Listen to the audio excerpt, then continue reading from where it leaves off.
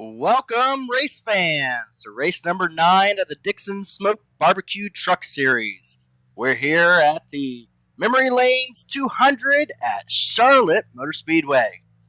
Joining me today, I'm Gerald Campbell, your analysis, Dr. Erica Campbell, my colorful commentary, and David Huckleberry here being the producer, showing you these wonderful trucks and wonderful sights here at Charlotte, North Carolina.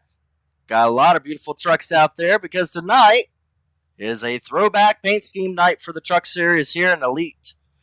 We're going to go ahead and show you the point system as they're qualifying right now because it's very important with only 3 races left, this being the 3rd race, to the regular season points. The top 14 making into the chase. Right now, leading it, has been leading it for the most of the rest season so far, as about a 50-point lead is Timmy Holmes in first. Ethan Stanley finds himself in second after a very good race last week. Levi Zielinski finds himself in third place. Justin Munsell fourth. Harrison Talon in fifth. Dustin Durr in sixth. Scott Crump seventh. Tom Bourne in eighth. Robert Hill Jr. in ninth. Zach Evans in 10th. Tyler Dixon 11th. Alex Ballvance 12th, Ray Bracey 13th, and Daniel Martinez right now finds himself in the final position for the regular season so far to make it into the chase. Looks like qualifying has wrapped up. We're going to go ahead and pull up the qualifying order and going to hand it over to Erica so she can give us the running grid as we'll have a couple laps to go around, maybe get to take a look at some of these beautiful trucks here before they go green. Are you ready, Erica? All right, so starting on pole, we have Timmy Holmes as a rookie, Tate Lytle in the second position, Robert Hill Jr. third. In fourth, we have Vincent Isabella, Chadwick Denton fifth, sixth, Tyler Fody. Rolling off in the seventh position is Tyler Dixon, followed by eighth, Tom Bourne, ninth, Levi Zielinski, Tyler Popp in 10th, Cole Mikra 11th, Trey Holmes in 12th. 13th, Daniel Martinez. 14th, Scott Crump. 15th, Josh Stolz. 16th, Sean Ryan. 17th, Justin Munsell. Harrison Talon in the 18th position. Ethan Stanley 19th. Brent Jones 20th. Josh Robin 21st. Dustin Dewar 22nd. Kendall Noah 23rd. Alec Balvans 24th. 25th, Michael Goodman. Chad Frankenfield rolling off in the 26th position. Brody Moore, 27th. Cody Harrington, 28th. Alex Vandesant, 29th. Ray Bracey, 30th. Michael Klein, 31st. Caleb Clifton, 32nd. Josh Freed, 33rd. Sam Bootwell, 34th. Dylan Jones, 35th. And Michael Hossack, 36th. Jaden Racimas, 37th. James Saul, 38th. Brandon Hughes, 39th. 40th, Matthew Guisti, Zach Evans, 41st, Jeff Sickles, 42nd, Todd Eldridge, 43rd, and Scott Haney, 44th. I think Scott Haney probably won't be in the grid as only 43 trucks will make tonight's race, but already going out there, I believe they're lined up to take the pace laps before we go green. If you're wondering why we had yellow and green numbers, very important for us coming close to the end of the season here, or regular season. Green means that they are not in the top 12, and if they are highlighted in yellow, or if their numbers in yellow, they are drivers in the top 14 in points. So very important to keep an eye on that, as some of those drivers are going to want to try to stay up front before too long here to get some stage points. But let's go ahead and go through the field with Erica. I think she has a list of some drivers here, and David will run them through, and we'll get a good look at some of these paint schemes before these truck series go to battle, and may scrape up a few of them before too long here. So we'll give it over to Dr. Erica Campbell once again, and David Huckleberry here, and he'll give us a good look at some of these drivers out here. Yeah, the first one is Timmy Holmes, 67. Now, I didn't have a listing of that one, but that is a pretty paint scheme right there. And we have Robert Hill in the 28. Now, are these the listing of drivers with all throwback paint schemes? No, I'm just going through them in order. I don't have a list of who is doing throwback. So if you don't think it's a throwback, just let me know and I'll skip it. I think that one looks like a Vincent Isabella looks like a throwback, isn't it? I think Maybe an Yes, I Earnhardt. believe that. Yes, Dale Earnhardt. I believe it was run in 1981. This is a Wrangler scheme.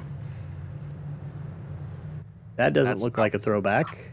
No, next one. Cody There's didn't. There's Blade. Tyler Dixon. No, did Yes, one. Cody- Tyler Cody Fody, has it a- looks like in the 40th. This is a Ross Chastain truck scheme. This was run just a few years back. Very bland, at least in my view. I think he was sponsored then. Tyler Dixon in the 79 looks like a UPS car. Yeah. Yes, it's the Dale Jarrett UPS Cup car run in 2006. That one looks new. No, that's not one. That one's not either. Yeah. Mellow yellow car, Cole Mickrit. Yeah, that's a mellow yellow. I believe that was with Kyle Petty and the mellow yellow car back in the Cup Series back in the 90s, early 90s. Nope, not one there either. There's Daniel one Martinez, yeah. in the 33 car. Yes, it looks like That a this is Dale a Longhorn. Actually, I believe it's Ron Hornaday. Oh, okay, yeah. Yeah, Ron Hornaday. I think there's a couple of them out here tonight. Got Crest. And then in the 90, we have Scott Krupp, Mark Martin truck run in the early 2000s. There's one as well back there in the 99. Yes, we have. Let's see, can we get a good look at the 99 there? Yeah, let's see if we can get a good look. That's a nice one. I think that was Jimmy Johnson. 99. Yes. There's There John we go. Stoltz. Yes, and this looks like obviously a very patriotic scheme. I always like those. And it looks like Jimmy Johnson ran that one in 2014 in the Cup Series. Well, we're about to go green, so we'll jump back up to the front here. And throughout the night, we'll go back and take a look at some of them because there's quite a few of them, and everyone loves to take a look at these paint schemes as it gives us kind of like an idea of what they looked like in today's era in the Truck Series. So it's always cool to take a look at them. So we're about to go green here in the Truck Series. We're going to have 134 laps. Stage 1 will end on lap 30, and it will be a caution yellow at the end of stage 30. So 10 points are up for grabs for the top 10 as the trucks are about to go green. Well, the racing gets good and the good gets racing. We're going to get a blast from the past here at Charlotte. We're going to go throwback racing as it looks like a very good start for the 67 as he gets out to about a 4 truck lane lead already going into turn 1 and 2 over that number 2 Dale Earnhardt senior paint scheme there. But yeah, it looks like he got a couple of them sleeping there as he got out to a very good start so far as it evens out. And looks like it's single file for the first about 15 trucks already. The truck series here usually starts to spread out as once the tires get warmed up and start to lose a little bit of grip. But so far they're going to be going around pretty quickly as there's not going to be any braking, very little lifting even. But yeah, looks like the top 10 drivers right now are all about evened up here. Trying to see if we can get a good look at if there's any kind of battling, but so far, very clean start for the Truck Series as they're coming back from a road course last week, so most of them are just happy to be on a track that they may know a little bit more. Linebrock was last week as Shane Ryan won last week's road course series in stunning fashion over a road course expert. Right now, Timmy Holmes, our points leader, is out front with a dominant lead once again, as we've seen multiple times, but it looks like the draft is starting to bring back the pack back to him, as Vincent Isabella and Tyler Fody are going to try to go to battle here. Both of those are teammates, so we'll see if a little bit of drafting can play effect as they can get around him. Looks like Vincent Isabella is going to take a peek to the inside, to the outside, see which way he goes, bumping him down the front straightaway. I guess if you can't figure inside or outside, maybe going through him might be the way, but right now he's going to stay behind him going into turn 1 and 2. Looks like the low lane early on is definitely the way to go.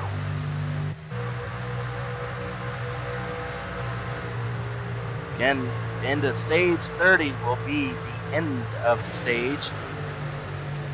And with points being so needed here just to lock yourself in, or maybe put yourself in a better advantage, getting as many points as you can, especially going into a mile-and-a-half track where maybe you have a little bit more feel for it, because the final race before the chase will be at a short track. And we all know there's no idea what's going to happen at a short track. Looks like we have a battle for 4th place coming on, as it looks like Tom Bourne and Robert Hill Jr. are going to be going to battle here. Tom Bourne taking a look to the inside of that 28 truck. Definitely not a throwback on the 28 when you have a number on the back paint there. He's going more modern than old, I think, on his paint scheme. As, he's taking it to battle with some of these throwback paint schemes out here. But it looks like a battle coming up for the front spot here. It looks like Vincent Isabella is also taking a battle for Timmy Holmes. Going to be on the inside. He's going to slide up just a little bit. Is he going to slide up into him a little bit? He's going to make contact. They got contact coming out of turn 4. Tyler Fody's going to take advantage. There's going to be 3 wide across the finish line as they go into turn 1. Vincent Isabella, Timmy Holmes, and Tyler Fody. Tyler Fody is going to have the momentum and get clear of both those drivers, taking the very high line. And he's going to find himself going from 3rd to 1st in just about 2 turns there over the battling number 2 and 67. Looks like Robert Hill Jr. is actually going to take the 3rd place. So Vincent Isabella, very bad lap, going to lose 2 positions from all that. As they're just thankful that they didn't cause a big stack up there, because that was contact, and on a mile-and-a-half track, that usually sends someone around pretty quickly. Tough battling already so far, but it looks like Tyler Fody in that Ross Chastain paint scheme doing kind of what Ross Chastain did in the Truck Series, going out early, being aggressive, making 3 wide moves, and finds himself now out front over the points leader, Timmy Holmes. Good battle for 3rd place coming up, as Vincent Isabella is going to try to make the bottom groove work once again. It's interesting to note that the bottom groove is where they all went in the beginning portion, but now it looks like the high groove is very good to be able to defend with. Vincent Isabella looks to try to make the pass going into turn 3 down the back straightaway. Tom Bourne just trying to figure out which side's going to be the one that actually makes a clear move, as it looks like Vincent Isabella is going to be able to clear for 3rd place, and Tom Bourne goes with him. Robert Hill Jr. might have slipped up there because he lost 3 positions. Scott Crump in the Martin paint scheme now finds himself in 5th position there, ahead of Robert Hill Jr. Robert Hill Jr. slid back all the way to 6th with that battle with Vincent. As now looks like Timmy Holmes is right on to the back bumper of Tyler Fody here. Just within a half a truck length, gaining ever so slightly. Yeah, Robert Hill Jr. got lucky that contact with Vincent Isabella didn't mess him up too much, because right now he's trying to battle for the overall win in the regular season championship here. But it looks like the 16, another battle for 3rd. This time around, looks like a battle trying to take to the high side, as it looks like Tom Bourne's going to try to get the momentum and try to complete the pass on Vincent Isabella on the high side. As he cuts him down, you got to be careful. Looks like the tube messed up that one time with blows in the front nose. This time around, the 16 is able to chop him off and make Vincent Isabella lose all his momentum there, going around 3 and 4, and completes the pass for 3rd position, as it looks like the front 2 trucks are going to try to see if they can get away from the rest of the pack. As you can see, draft does play a little bit of factor here in this mile-and-a-half with these trucks, as it allows them to pull right up. Still not as easy as Daytona or Talladega kind of drafting, but still does play a factor, so you definitely want to have a clean truck at the end of this night.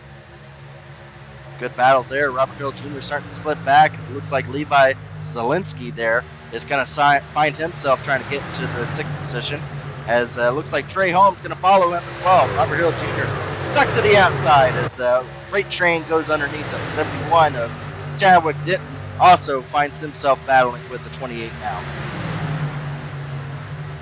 You see that 79, that UPS paint scheme. That's Dale Jarrett's old paint scheme in the Cup Series. What can Brown do for you is the theme, and that's we're going to have to find out what Scott Dixon, or what Tyler Dixon here, what he can do with Robert Hill Jr. going into turn 1, and clears him. So now Robert Hill Jr. finds himself all the way back in 9th place, so not the start he was looking for, but luckily for him, We're halfway through stage 1 already. We're on lap 14. The stage 1 will end on lap 30. So drivers are going to need to try to stay in the top 10 if they're trying to get some stage points here.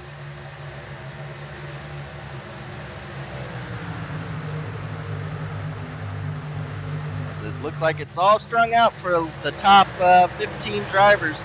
We do have a battle back there, it looks like, for trying to get a good look. That looks like the 98 back there, Justin Munsell, taking the battle with, I believe that's Dustin Durr.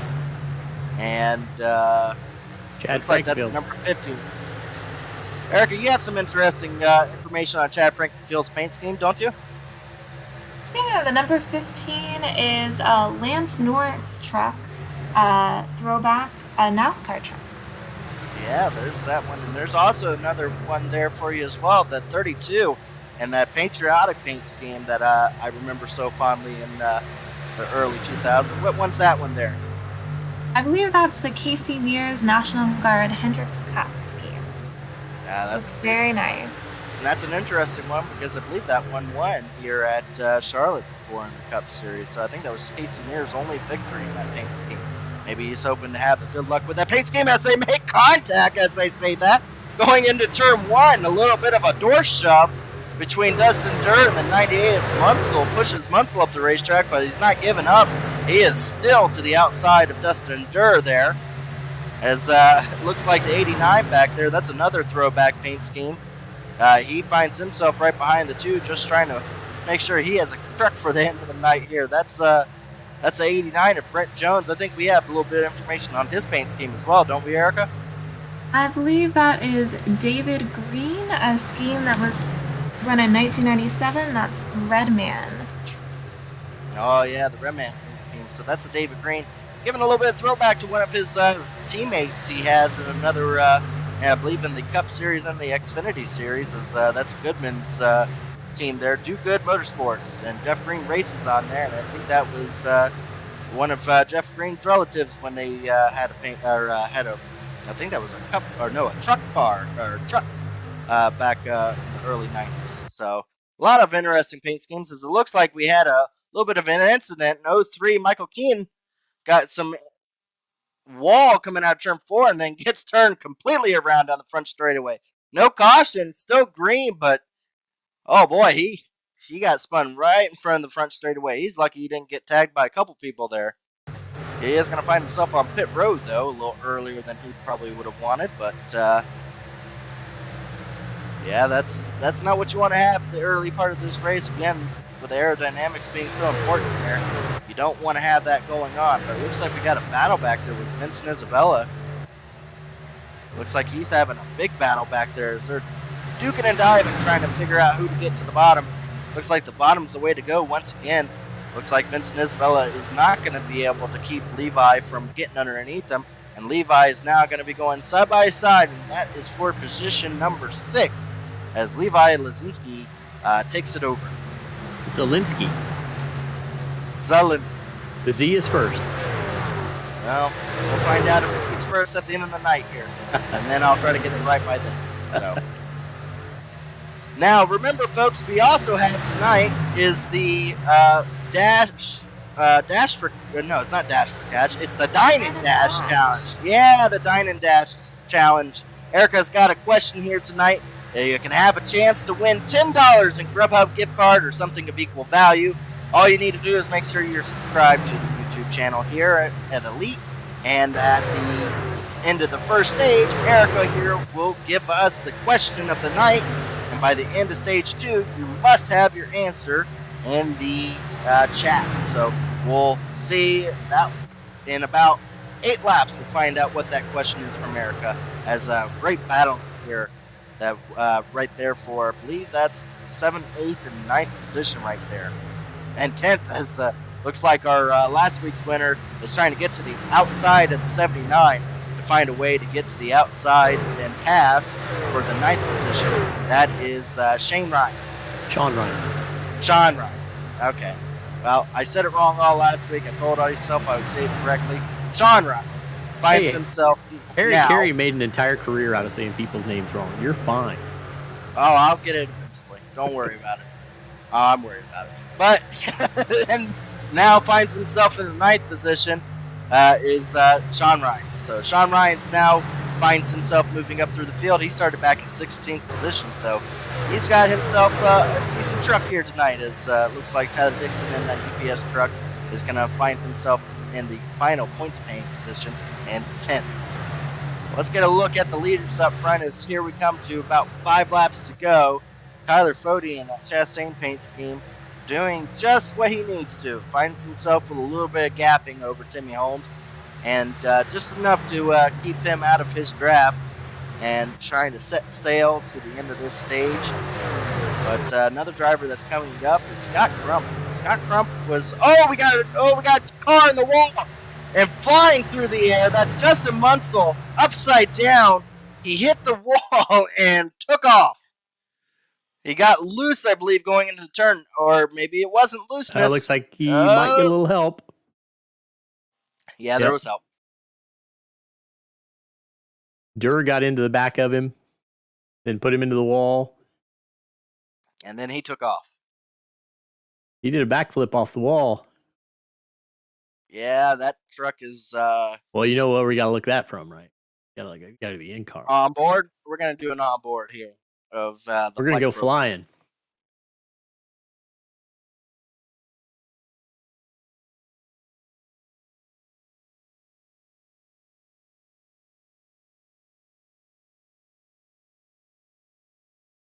Well, unfortunate for our rookie driver of Justin Munsell, who's had a really good season so far.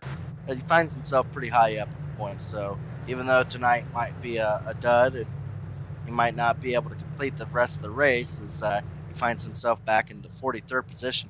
He was pretty high up in points, but this is right where I was about to lead into pit strategy, because we're going to have just about 2 laps before we go green.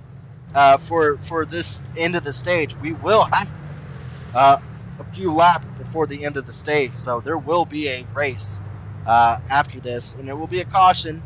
It'll probably be like 1 lap green around the racetrack, but my question was going to be if there was going to be any drivers that come down and try to get a strategy to find themselves up front when the leaders eventually do decide to pit at the end of the stage once they go about collecting the points. And we see it here as a lot of drivers had that in mind. I'm not sure how many of them decided to take tires because a lot of them were in and out pretty quickly. Scott Crump, one of those. But yeah, this is going to open it up. This is definitely going to mix things around for these drivers, as if a lot of these drivers are doing what it looks like and stay out at the end of this stage, which will only be 1 lap of green, we're going to find our leaders that we've seen up front all race long. Tyler Fody, Timmy Holmes, Tom Bourne, all those drivers that we've seen up front for the majority of this first stage, they're going to find themselves deep in the field. Well, real quickly, let's see if we can get some more paint schemes. I saw a couple Kodak cars. What number are you looking at there, Erica? There was a couple of them that you liked. Of the ones that we didn't get to yet, you mean? Yeah, I think there was 2 of them. There was 2 Kodak cars, I believe. Oh, yeah. So Cody Harrington in the 66, I believe. Let's see if we can get a good look at him. There we go. So that's the Kodak car from 2003 McClure Motorsports. Good looking truck there. Yeah, a little bit of damage on the right front, so he's going to need to get that fixed up. I think sorry we couldn't look at it before it was damaged. Yeah, sorry we couldn't look at it. Still good looking car, though. Still good looking car. I think there was also, Goodman had one, I believe. Yes, the 44. There he is. Oh, we got also mussed up. Too late for these trucks. Sorry. Maybe it's better on the other side. What's that one, Erica? I believe that is the Ernie Urban Cup car, run in 1994. Yeah, I think Goodman added some stripes to the side of it there on the passenger side, but there we go. We got the good side. Yeah, there you go, Goodman. See, we've got a good look at it. It's a pretty car. That's absolutely a pretty car for sure. Any of them that you see out there, Erica, that might have not been mentioned yet? Let's see. Did we look at the 12? No, we did not. I do remember seeing him in practice. That was a good one. There was 12 in that Napa paint scheme there. What's the information on that one there? Right. So as you said, it is the Napa paint scheme, run in 1996 by Ron Hornaday Jr. Yeah, that was his truck paint scheme there. That was with Dale Earnhardt Sr., I think, started up that program. That's a good-looking truck there, too. And then there was one that I absolutely fell in love with. I think it was the one right in front of him, number 22. Yeah, so this is Darrell Waltrip, 1981, and this is the Mountain Dew. Yeah, he's got the Masters going on and everything. I love that truck. That's a good-looking truck. He's got a sponsor that's kind of fitting to the colors. So, I mean, that's kind of interesting how he was able to to fit two things together. But right now, it looks like the choose cone has been in effect. People are picking which lanes they want to start in, and it looks like we're about to line up to go green for one entire lap of green flags. So, oh boy, if you are trying to get in that top 10 to get some points, this is a scary point if you're right there in that area, because you're going to have some drivers with fresh tires behind you. You're sticking out on old tires, about the oldest you can have them probably tonight, about 30 laps on them. So, yeah, I'm afraid we're going to see some slipping and sliding here from some of these truck drivers here tonight. But, yeah, we're about to go green. We're going to have one lap and then a caution immediately to end the stage. And then we're going to find our leaders going down pit road. Then you can go ahead and switch and jumble up like it was dominoes and trying to get a new game going on, because it's about to be all switched up. Numbers are going to be going all over the place once we finish this up as far as starting order. But green flag is out. Tyler Fode. Oh, we have a spin. Our leader, Timmy Holmes. He spun his tires right in front of the field. And he took out a few of our front loader trucks. Oh, I knew the tires were going to be slick, and Timmy Holmes just gets it just too much throttle there. Yep, he just kicked himself to the right.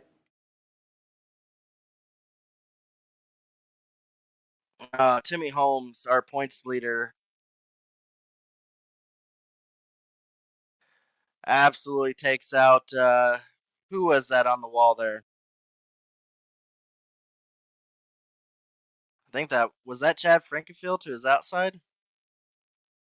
That might have been Chad Frankenfield to his outside there.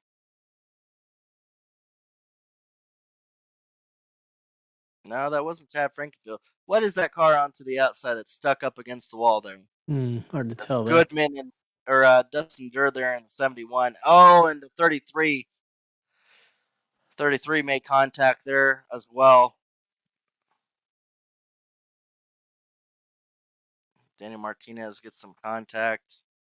Dustin Durr had some contact.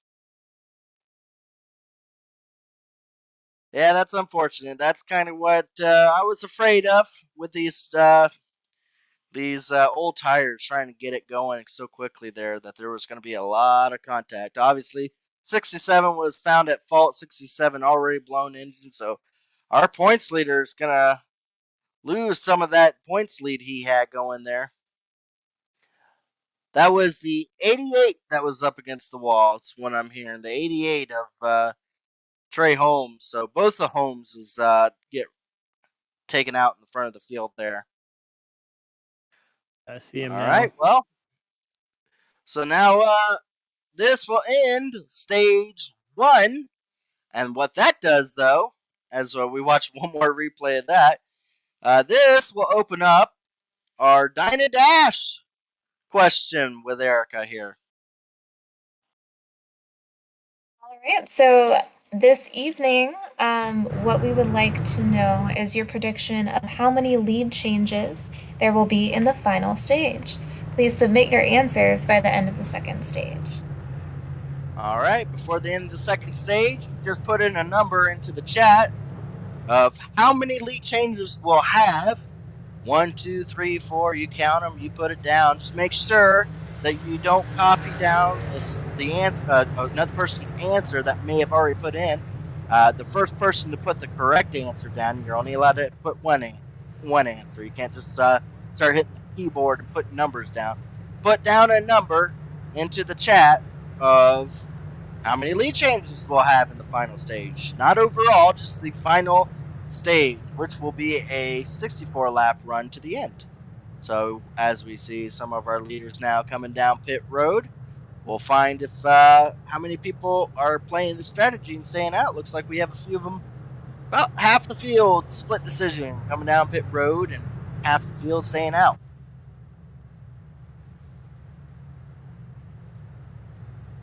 So Tyler Fody leads us down pit road, and we're going to get a brief rundown of who our new top 10 is, because it's going to be completely different than what we saw at the end of the stage 1. Looks like Scott Haney put down 2 lead changes, so you can't put 2 down. He's already guessed it. So again, put your answers down. You have a chance to win $10 Grill Pub gift card or something of equal value. So we'll keep an eye on how many lead changes we have in the final stage. It may just be 1 leader, maybe no lead changes. You put 0, I guess. What do you think, David? You got an idea what you might guess? 7. You're going to go 7. You're going Talladega numbers, huh? 7 lead changes for David. Wow. That's I've had so many large numbers I've had to guess on different things this week. As like I've been low on every time. I'm just going to go high and see what happens.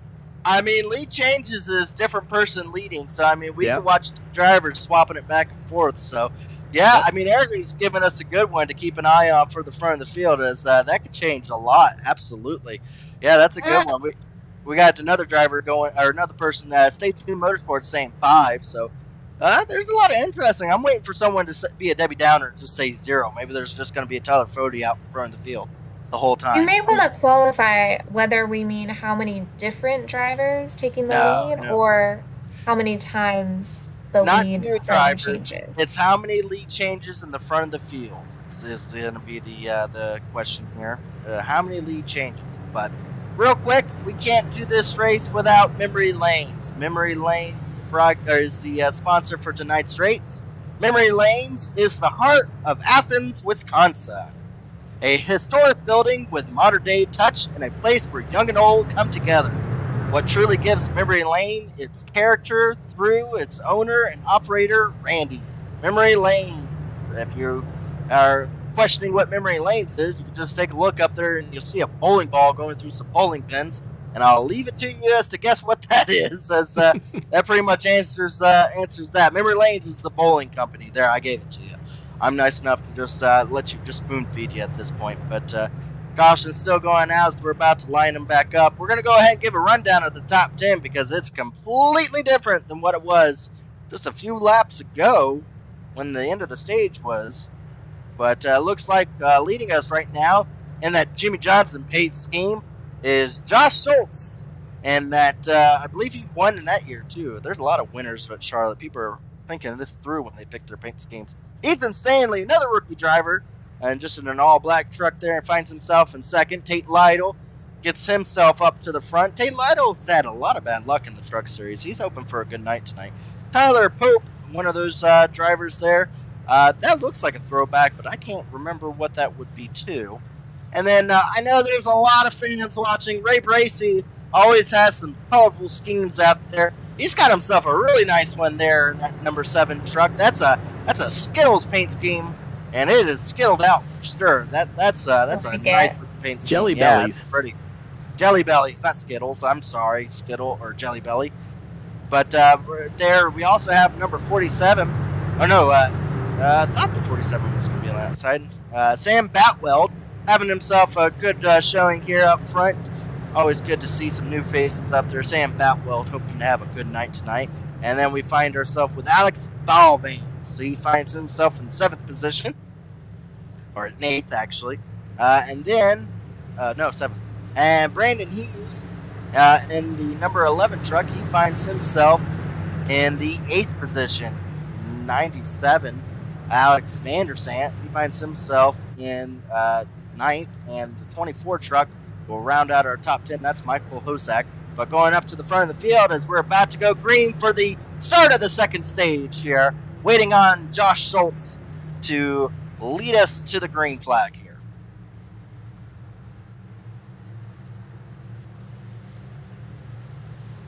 Green flag is out. And the 99 takes off. Well, if you ever wanted a really good driver's paint scheme that ran really good here, you can't do much better than Jimmy Johnson. Owned this track for so many years before the repave. He's definitely got a really good Jimmy Johnson paint scheme in that patriotic 99 truck now. But right behind him, coming quickly and already to the inside, that is Tate Lytle from third place, finds himself battling now for the lead. And 3 and 4, he's going to come side by side, coming across the line, and Tate Lytle will lead that lap again. Tate Lytle, it's a little bit of bumping going into turn 1 as they're getting at it. They're not slowing down. They're trying to get the lead quick here. As Tate Lytle is going to still battle to the inside there, and Tyler Popp is going to be right behind both drivers trying to figure out which lane he wants to follow. But right now, Tate Lytle trying to wrap around that bottom lane to see if he can clear for the lead here coming out of turn 4. Coming across the line, it looks like Tate Lytle will still be our leader for this lap. Tyler Fody, one of those drivers that pitted down there. He was our into stage 1 leader. He's back already up into the 12th position. He hopes to start gaining on some of these drivers. All these drivers only have 1 lap of green compared, not even 1 lap of green. I don't think we actually even win a lap of green. Immediate caution. So these drivers find themselves with almost equal tires as some of those that were up at the front of the field earlier on. So good strategy, finds themselves up front now, as it looks like Tate Lytle will just clear himself going into turn 1 here and finally have the lead all to himself coming out of turn 2. See if Josh Schultz is going to be able to figure out how to be able to complete the pass back on the 56, but now he's going to have a battle underneath him. Dive bombing it in there. Tyler Pops is going to go ahead and clear himself up for the 2nd position going into turn 3 and 4. So now Josh Schultz finds himself now in the 3rd place. Looks like we have about a 6-truck breakaway all the way back to Alec Ballpants in the 6th position. They found themselves with about a 2nd lead over Alex Vandersand back there in the 7th position. So 6-truck breakaway finds themselves ahead of this train. Now we will have another stage caution at the end of lap 60. So you have a total of now 20 laps to get your guess in. How many lead changes will we have in the final stage? There's already a couple in chat, so make sure you're looking down at C2 and 5. So just make sure you put a number down there. You have a chance to win $10. There's nothing to it. Chance to win $10, and all you have to do is just type in on a keyboard with 1 press of a button. Maybe 2 if you think there's more than that, but it looks like we have a caution. Looks like Tyler Dixon back there in the 79 truck, that Dale Jarrett paint scheme. Looks like he was going sideways in 3 and 4.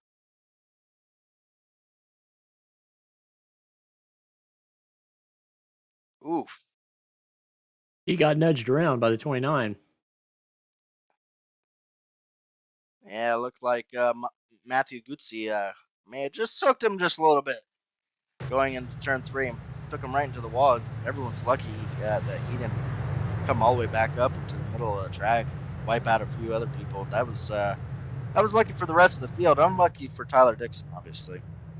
Well, while we're under caution here, we're going to give it over to Erica to give our sponsors and our all the people that help us with Elite and making sure that we put on these broadcasts for everyone here.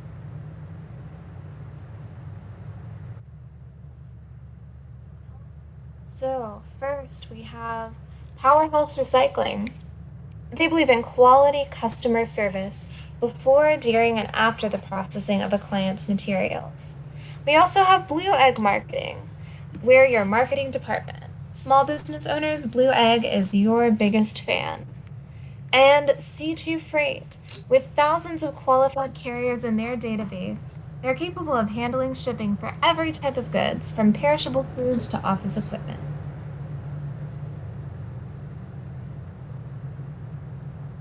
Thank you, Erica.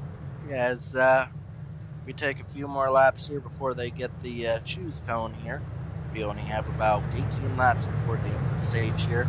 So Tyler Fody was one of those drivers. He now finds himself up into the 10th position after having to pit for tires.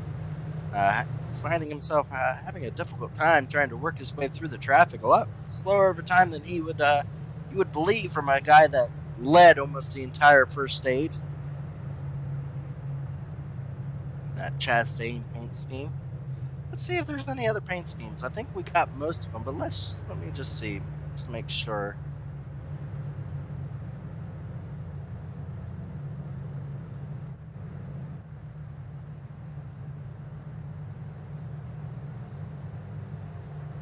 See any other ones on your list there, Erica, that maybe we haven't gotten to just yet?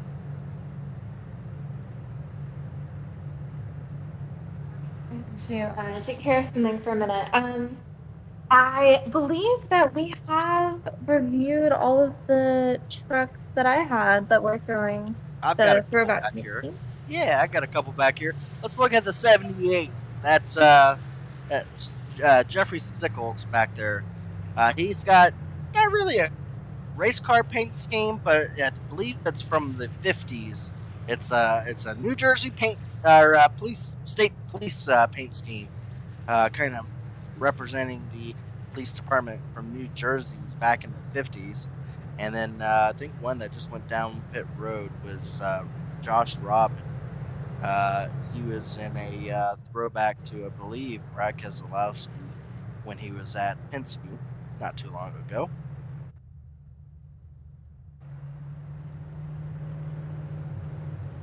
As they come around, it looks like they're going to be coming to take the choose cone. Looks like we did a pretty good job tonight. I think we got a lot of them. Others won the 29 who was involved in that last caution. Now that could be a multitude of drivers because there's a lot of them that drove that 29 truck in that similar paint scheme. But we'll just say it's a Brad Keselowski truck series paint scheme, as that was back when Brad Keselowski ran or owned a truck series team. A lot of drivers went through the Brad Keselowski program. Ross Chastain, Tyler Reddick, a lot of Austin Cindric, Chase Briscoe. So yeah, I think Brad Keselowski shaped NASCAR for sure. Not with just his driving, but his truck series team did a pretty good job as well. So yeah, that's an interesting paint scheme for sure. But back up at the front of the field, Tate Lytle's going to take the inside here. We're going to come back around to take the green this time by.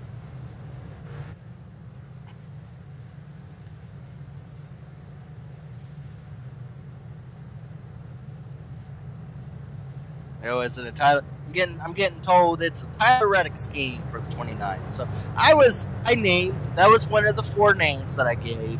I was at least close to there. So Tyler Reddick's scheme is being told for the 29 there.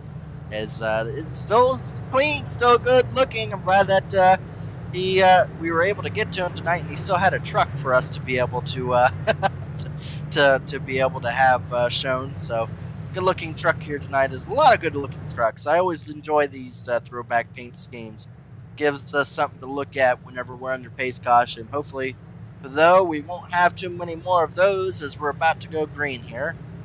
As it will be Tate Lytle up front. Now to the outside of him will be the 91 at Tyler Popp, one of those rookie drivers.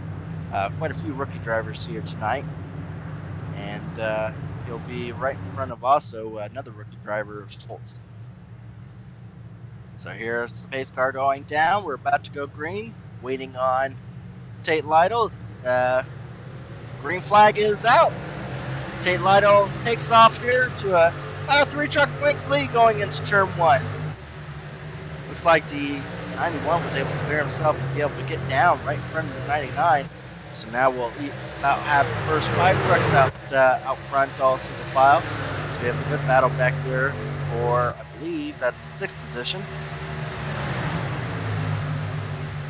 Tate Lytle gets out to starting to increase his lead even more from there. So he's got about a 4 or 5 truck length lead. As looks like Tyler's going to be able to get into the draft and start slowly reeling him back in, which is very common here tonight, as the draft will allow these drivers to bunch back up until the tire gets warm. But we have a really good battle shaping up there for 4th place. As it looks like was that Sam Boutwell that got loose on the inside, as looks like he'll be saved by the caution from losing a bunch of positions. as he was battling for 4th right when that caution came out. I'm not seeing anybody being tagged for the caution.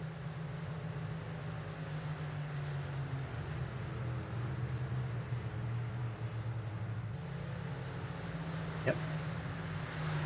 Yeah, I think that was an accidental caution. Was that an admin mistake? One of those rare admin mistakes?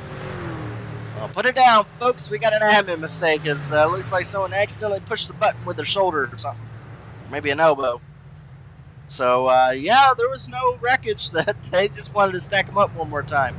I would show you something if I had it, but I've got nothing to show you. Well, they're going to do a quickie yellow, which means that they're going to bunch them up real quick.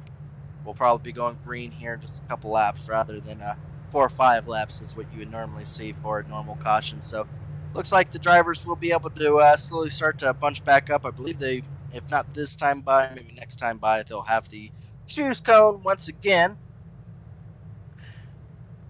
But while we're under caution here, I'll go ahead and state it one more time. You have a total of, coming now, 12 laps. You have 12 laps to go about putting in a number into the chat. Just a number. Just give me a number. Just put a number down into the chat for how many lead changes we'll have for the final stage. If your answer is correct and no one else has guessed it, you win a $10 Grubhub gift card, e-gift card. We'll send it to your email. Easy. Go get lunch. Go get what you want. $10. Whatever you want. I'm not going to judge you. If you want Indian, you want Thai, you go ahead and do what you want. But regardless, all you have to do to have a chance to win it. No one won last week. I still got this Grubhub gift card we need to give out to somebody.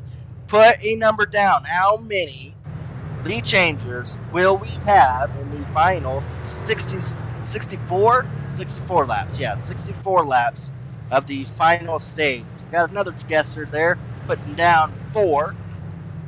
No one's feeling as bold as you, David. No one's saying 7. So I don't know if they're just more realistic, or maybe you're just very hopeful. Got to throw a number out there. Yeah, we should roll the $10 up each week and make it like Powerball, and then by the end of the year, maybe somebody will be going for $150. So, David, I'm doing this out of the kindness of my heart, and you're trying to break me. Well, $10 each week versus $150 for 1 week. Yeah, at knowing depending on where you live, the $10 might buy an order of fries. Yeah, and then I'm going to start guessing if I'm going to get up to a $50 Grubhub gift card in there. It's supposed to be for fun, David. I don't want the government knocking on my door wondering why I'm giving out $50 gift cards every so often. You don't want to have to issue a $10.99. Here's a $10.99 for your free gift card. Yeah. Just I'll get with my tax guy and see if it's any kind of tax breaks from it. But yeah, is it a write-off? Yeah, is it a write-off? Yeah, maybe. I don't know. I hope we don't get up that high. I hope someone can go home tonight with a $10 gift card. You know, just get something for Monday morning. You know, something to brighten your Monday up.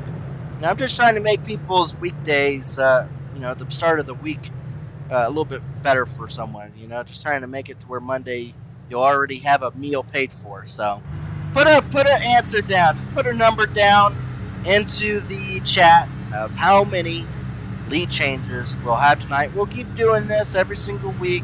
I hope to have more and more people start guessing. Have people tune in. All they got to do is just tune in and make a guess between stage 1 and stage 2.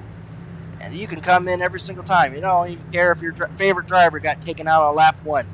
You have a chance to win $10 easily. So here comes the pace car coming down pit road. It'll go to Tate Lytle to take the green once again as he takes off. And this time he actually even gets a little bit better of a start than last time, as he's got himself about a 6 truck length lead. He's trying to make sure he gets out of that drafting area.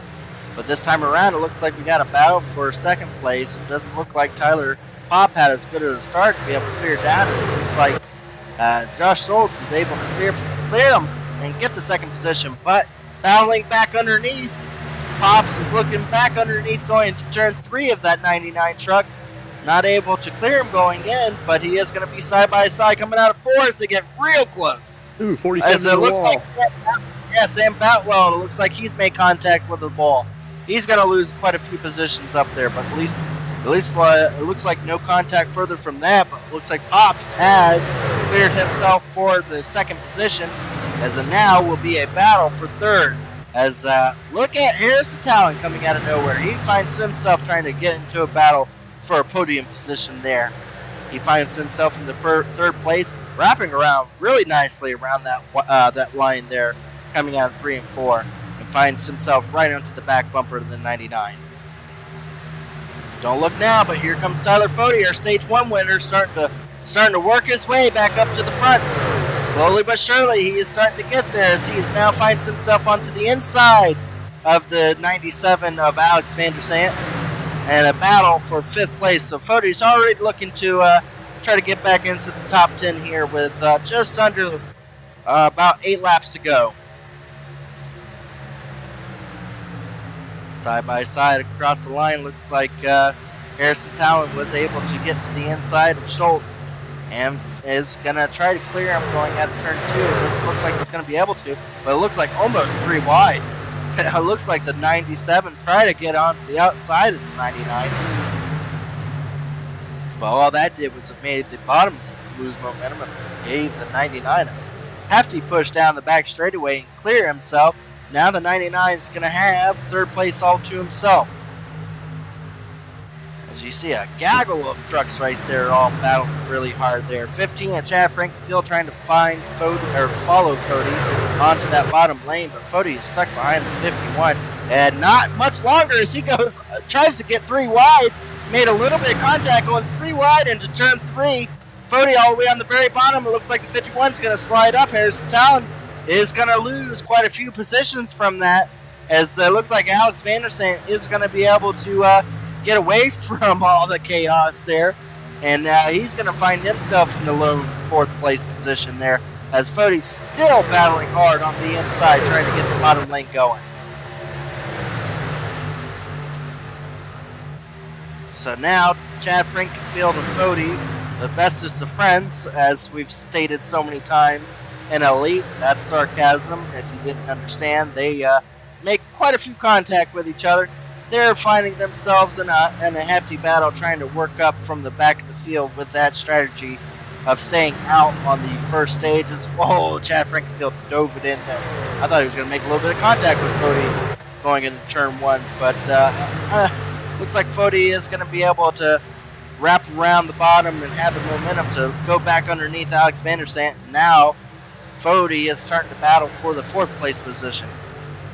But every time he does, it looks like Chad Frankenfield's been right behind him, just under a truck length, giving him a shove, giving him the momentum, giving him the speed to be able to make that bottom lane work.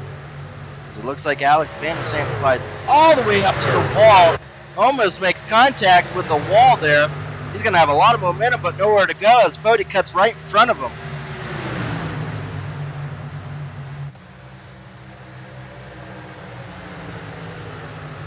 Well, Fody now finds himself into the 4th place position, as it looks like Tyler Pop has finally started to catch up to the leader. Took a few laps, but now we have a battle starting to go for the lead here. With only 2 laps to go, is Tate Lytle going to be able to finally get a stage?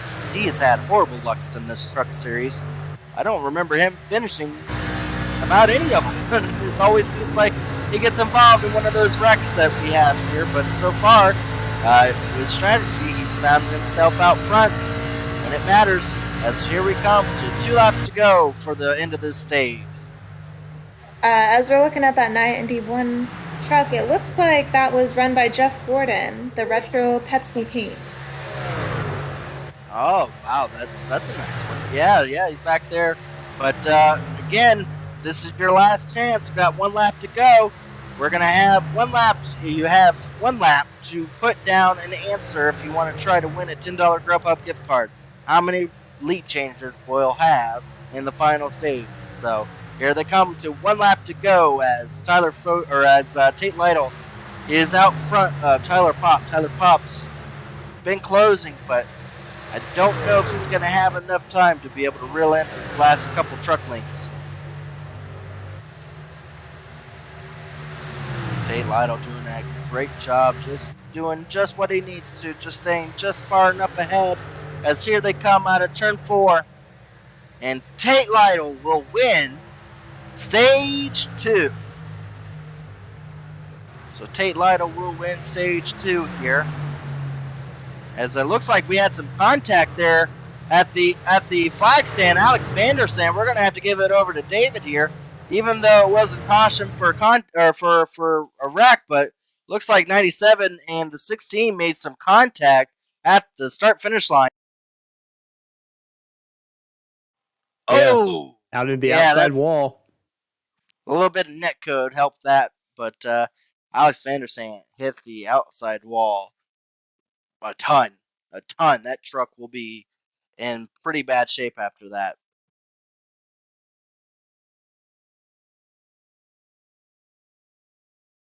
Yeah, that's not what you want to do, as you're just so close to finally having that caution come out to try to get some new tires to be able to rack it up.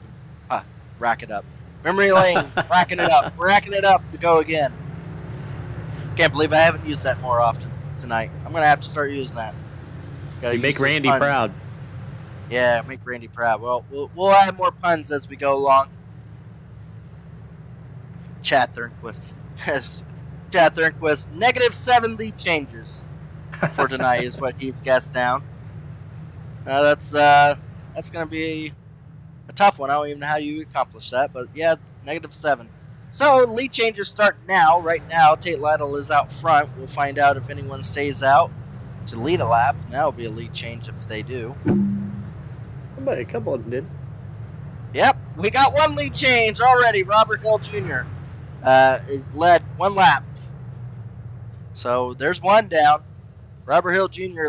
leads this lap here. So we'll just have to keep an eye on and just keep up with the tallies here. As he's going to go out and at least get one lap led for points purposes, but it also affects the amount of lead changes we have tonight as they come off of pit road here. It looks like Fody gained a couple positions as well down pit road. Well, let me give it over to Erica here. She's going to have our sponsor shout-outs here all readied up.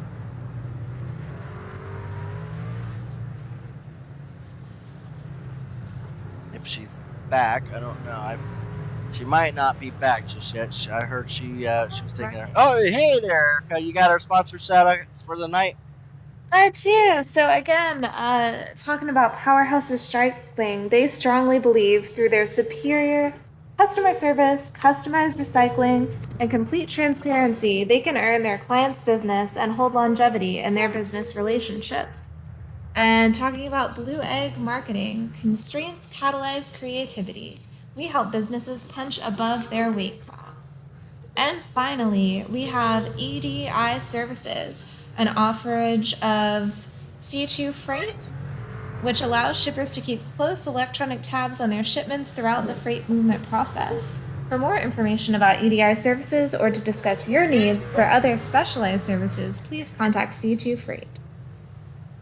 I appreciate that, Erica, as you gave us a really good one to keep track of tonight, as now Tate Lytle finds himself back out front, so that will be a total of 2 lead changes. I have a pen and paper with me. I'll try to keep track. So, Tate Lytle, actually. Sorry, Tate Lytle is the leader out here. Looks like that's the number 8 in front of him. I think he's just getting the wave around. So 2 lead changes before we even get the green flag in stage 3. We'll have a total of about 60 laps for the end of this stage. Again, if you were wondering what those yellow numbers are, why they're yellow versus green, if you have a yellow number, that means you're a driver in the top 14 in points.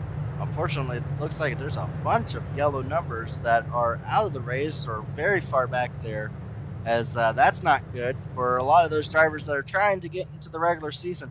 We only have this race. The next race will be, let me see, I believe that will be at Kansas. That will be on April 24th, so in 2 weeks from now. And then IRP will finish out the regular season. That will be on May 1st, and that will be a short track and that'll be a short track to remember for sure, as if there's a lot of people on the cutoff line, we might see some bumpers being used up, and we're going to use used up on a very, very, very, very literal term, as we believe there will probably be quite a few bumping and hanging at IRP for those final 14 positions. So keep an eye on those drivers in yellow, because they may not be yellow by the end of the night, as looks like there was a bunch of drivers just within 10 points of that cutoff line. So if you're one of those drivers that finds themselves way back there, like Robert Hill or even Ray Bracey, he was right on the cut line. Ray Bracey always finds himself up front near the end of these things, so he's not out of it by no means. But definitely keep an eye on your drivers with the yellow numbers, as they need to try to find themselves up front as soon as possible for the end of this race to help their chances for the regular season. Well, it took Fody quite a while in this second stage. He won stage one and took a lot longer than what he was probably hoping for him to work back up towards the front of the field. He finds himself now in third behind Tate Lytle for this restart. But he's there. He was very fast in stage one, and Tate Lytle was very fast in stage two. So we're going to have a heck of a battle here. As Chad Frankenfield, another one of those drivers that are going to be ones to look for the end of this race. Tate Lytle takes off to a pretty hefty lead once again for the start of this race and the start of stage three. Tyler Fody taking a good battle as he will actually clear for second, as in the middle of turn 1 and 2, so he already gets himself clean and clear. And now going to try to get to the draft, Tate Lytle, and try to see if he can start catching himself back in, as see a bunch of drivers back of the field going below the white line, ducking and diving, maybe a little contact back there. Everyone's going green still, as we do have a driver on the apron back there as well, so a lot of contact going on in the back of the field here, as looks like Tate Lytle is going to have Fody probably by the end of this lap right to his back bumper, as the draft will play into effect. Or maybe not. Looks like Fody's already getting battled by Tyler Popp in the 91. Already looking to the inside of Fody going into turn 3. Underneath Fody coming out of turn 2. Very close there as they're battling. And Chad Frankenfield finds himself now in position to try to figure out. He was pushing Fody through most of the field going up to the front, but now he's going to betray Fody to the bottom. Fody finds himself the lone truck all the way onto the very outside there, as Tate Lytle is now going to have a battle trying to keep both of those drivers behind him, and he cannot. Tyler Popp looking to the inside of Tate Lytle. We're going to have another lead change here coming to the line. Oh, that's a close one. I don't know. Yes, Tyler Popp, our third lead change. Up to 3 already.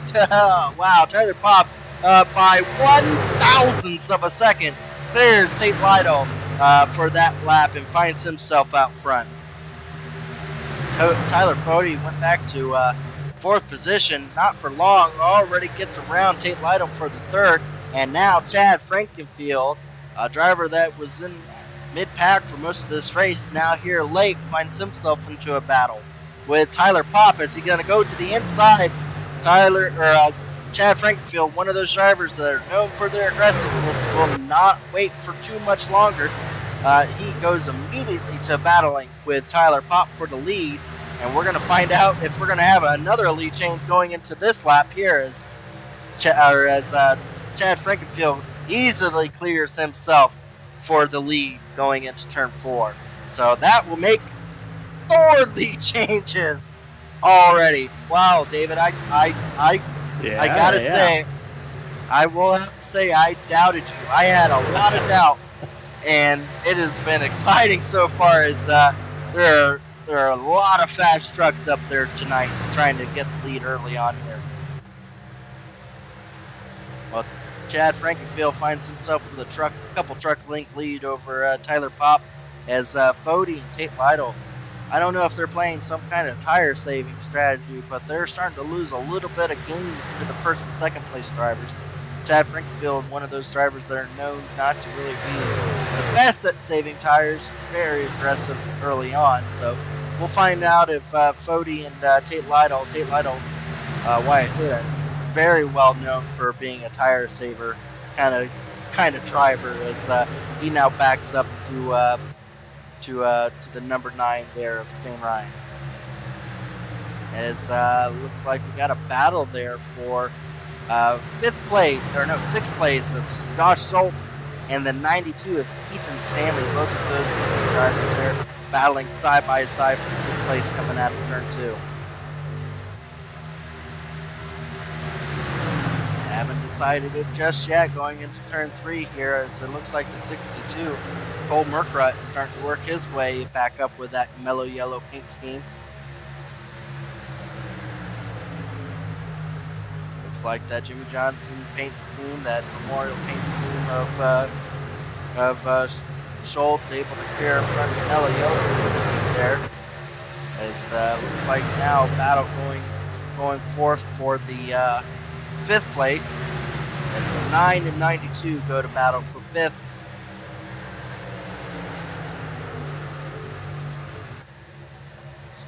Great battling all over the place, back to back and up here in front, as again, not quite sure who's saving just yet, or who's on the gas pedal as they come up.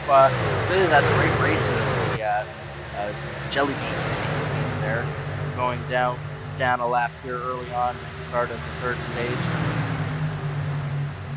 Looks like there's quite a few lap cars coming up onto the front of the field here, as a lot of drivers had contact early on in one of those restarts, find themselves down on power and going a lap down early. But good battling starting to shape up for the lead, as it looks like Chad Frankenfield is starting to lose some of the tire, I believe, as looks like Fody and Tate Lytle, even Tyler Popp is starting to do the switch around where he's not gaining on, or he's not leaving them. They're starting to gain back on him. So we'll have to keep an eye on. We might have some more lead changes here before the end of the night.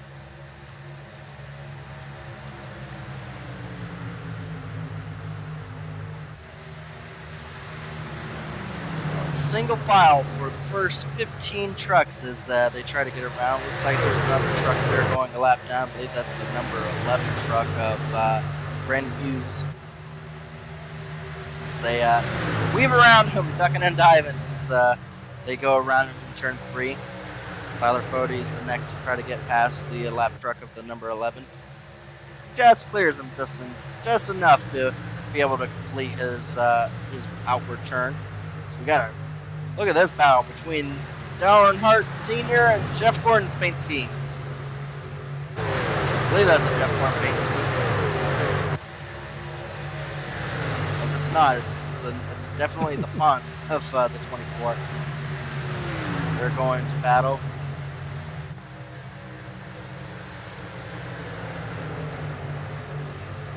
So they're both starting to catch up to the Jimmy Johnson and the Kyle Petty paint scheme. So this is why you gotta love these paint schemes for these throwback races.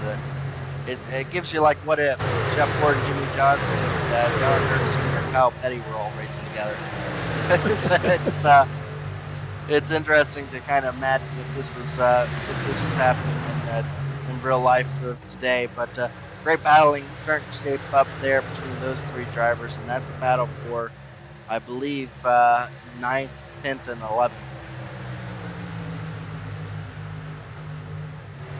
Looks like Levi is actually one of those drivers trying to make the outside work, as he's trying to get to the outside of the 24. Is he going to try to make it 3 wide in between the 24 and the 99? No, it looks like he sticks behind the 99 and going to give him a shove down the back straightaway. As he lifts off early, he might have made a little contact and maybe got the 99 sideways. Both of them lost a lot of momentum and allowed the 24 there of Michael Hozak be able to clear both of them going into turn 3.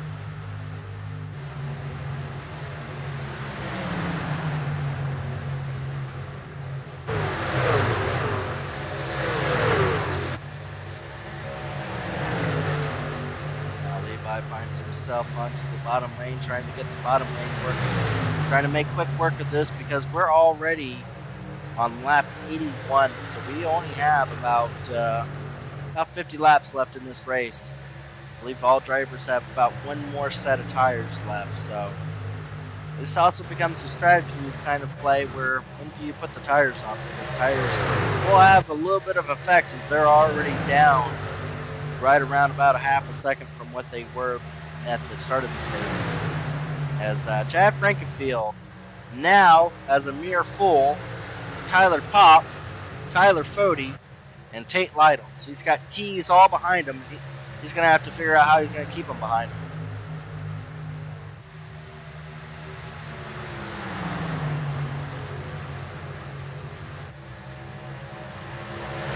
Definitely thought that the outside lane would have started to pick up, start to space out, but it looks like the speed, kind of like what we saw at Martinsville in the Cup race, is all right down there on the bottom until you actually are battling and you can get to the outside of the driver. Then you start to battle to the outside. But so far, what we've seen in this race, the inside lane is where the speed is at least for single lap or while you're trying to space out, try to get as much speed and time frame or time on lap. Definitely looks like the inside is the quickest way around. So far, Chad Frankenfield's doing a decent job. We saw how fast he was getting up to the front, but looks like we had some contact back at the back. That's the 8 of, I believe that's my driver. Yeah, that's my driver, Josh Robin back there. Oh, yeah, just a little off. Yeah, that's the Astro curve. You could drive on that. It's not grass down there. They changed that out to Astro curve in NASCAR, and now that doesn't nearly upset the truck as it used to if it was real grass. So here they come back around. They're going to be lapping, it looks like, Ray Bracey once again. So Ray Bracey goes down for a second lap here. Finds himself back in the 36th position. Not what he was looking for, as he was one of those drivers right on the cut line and get in on points. I was starting to look worried there, David, when we saw a change of position every 2 laps, but it looks like it's going to be decided between one of these 4 drivers, as they've all bunched right up on each other. It looks like it's going to be a heck of a battle to the end between Chad Frankenfield, Tyler Pop, and Tyler Fody, Tate Lytles. Just looking out the wing, looking at all the drivers he's going to have to get around right in front of him in 4th place. But great battle here with Alec Ballvance, and that's number 2 of Vincent Isabella. That's a battle for 10th place as they go 3 wide with the lap car coming out of turn 2. Alex Ballvance is able to clear in the 5 car and finds himself now in the 10th position. Great run for Alex Ballvance here. One of those drivers I believe is in on points right now. A good shout out from Cody Holmes. He's right behind this battle. He's in 13th. He had a ton of damage from when Timmy Holmes on that restart piled everything to the wall. I'm surprised that truck still has this much speed to be able to keep up and even look like a truck that can even contend for a top 10. It's a great run for Trey Holmes as he's trying to work his way back up after the hard contact at the start of, or right at the end of stage 1. As you see the 24 finally be able to complete the pass on the, well, I say that, now he does. Now he completes the pass on the 2 of Vincent Isabella for the 11th place.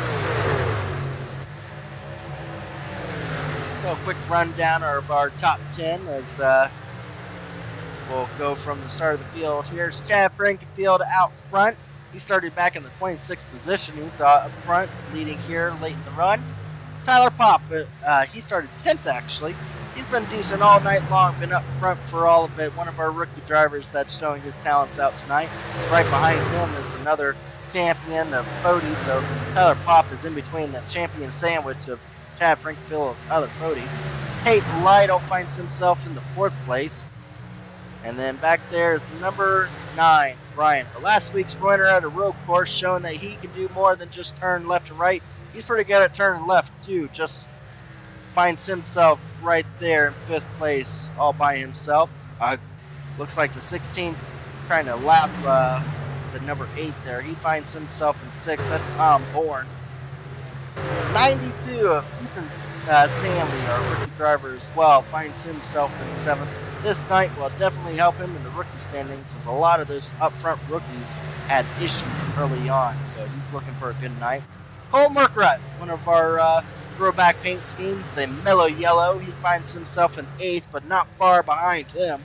Looking to battle here is Levi Zielinski in the 9th place, starting to catch up on that 8th place driver. And Alec Ballveins, all the way started back in 24th position, finds himself now in the 10th place. And then just a good shout out for Michael Blusack. Started all the way back in 36th and 11th. So good run for him. But what's getting really good is this battle for the lead that we see here of Chad Frankenfield, Tyler Popp, and Tyler Fody has been biding his time. But every lap gets a little closer and closer to the back of the 91. He is unfortunately going to have a lap car with fresh tires get to the outside of him, kind of ruin his run that he had going there out of turn 1 and 2, as Josh Robin tries to clear past all the leaders here and get back to at least gaining one of his laps back that he is down, as didn't really affect our 4 drivers, as they're all within just a few truck lengths of each other. Well, we're at 4 lead changes, and there's 4 drivers right there. This can easily start swapping positions back and forth as soon as the first driver decides to jump on the other. It's just determining when do you want to use your tires, because we're already getting to about 40 laps to go, and I'm not quite sure these drivers can make it on fuel. I don't believe they can. So the question comes down to, when do you go? As both Tate Lytle and Tyler Fody drop back and slowly gain back up to those front 2. And I would believe they probably have a little better tires than both Chad Frankenfield and Tyler Popp. But what Chad Frankenfield's going to see in front of him is a group of lap cars starting to reel into this lead pack here. This is probably going to shake things up just a little bit when they have to try to maneuver themselves around some of these lap cars. I think we're going to be coming up on a few of our throwback paint schemes up there. I think one of them is going to be Daniel Martinez, as well as Todd Eldridge up there. We didn't even talk about Todd Eldridge, our figure skater. He finds himself back there in 29th position. Started dead last in today's field with a little bit of damage on his truck.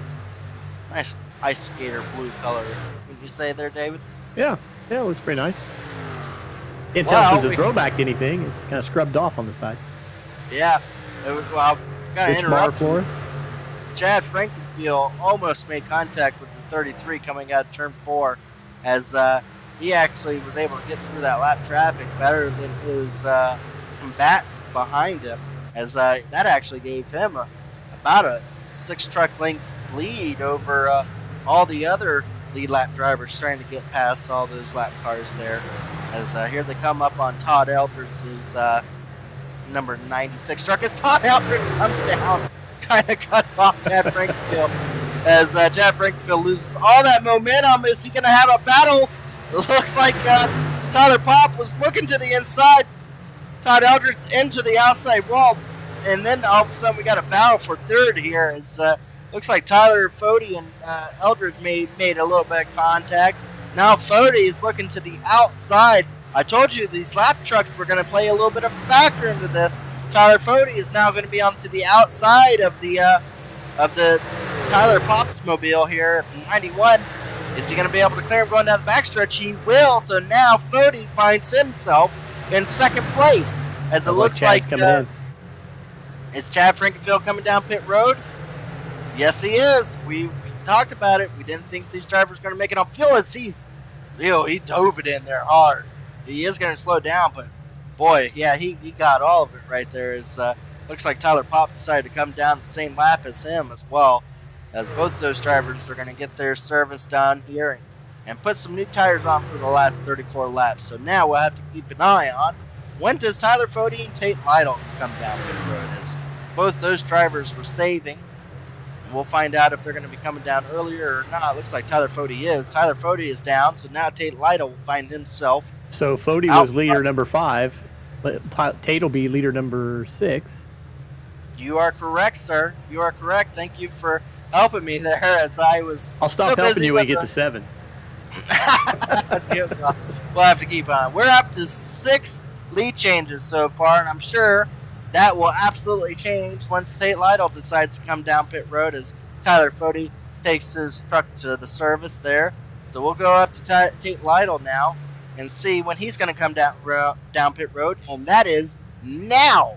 So now we'll have Tate Lytle going down pit road. So we'll have to keep an eye out and see if anyone else is going to lead this lap. Alec Bowman.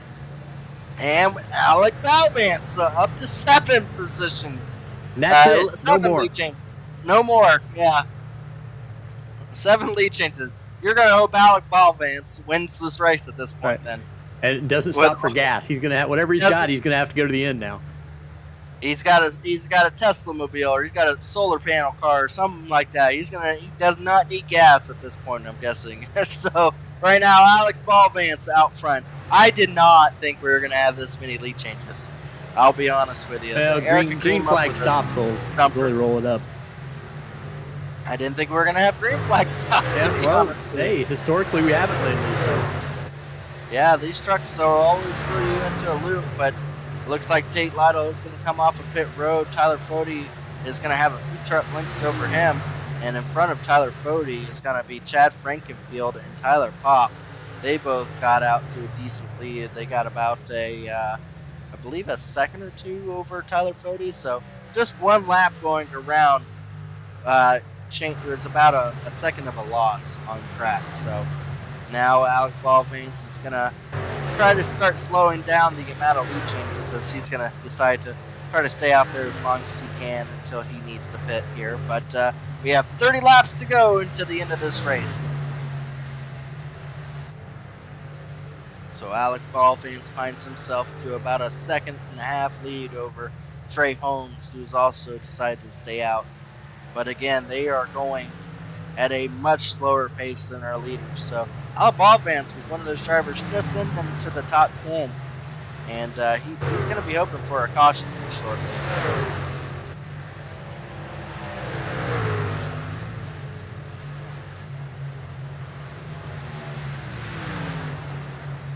A lot of drivers on chat starting to complain about each other as room is starting to not be given out on the speedway here. But here comes down Alec Ballvanes to pit down, so we'll see who now will take over the lead. Vincent Isabella takes over the lead for our 8th lead change. So Vincent Isabella in that Dale Earnhardt scheme is going to go out and lead lap 106 here. As wow, you see the difference between tires there. As it looked like the 92 almost ran over Dixon there. As he's gonna catch him pass that quickly. That's the difference between tires of having it and not having it. So Vincent Isabella now finds himself out front, but I would say he's losing quite a bit of time compared to the leaders. But we'll have to just keep an eye on it. Well, let's go back here with Tyler Fody as they are starting to. This will be once it all cycles out. As long as there's no caution, this will cycle out to being our front runners here. As Tyler Fody has caught to the back of Pops, as well as Tate Lytle has caught to Fody.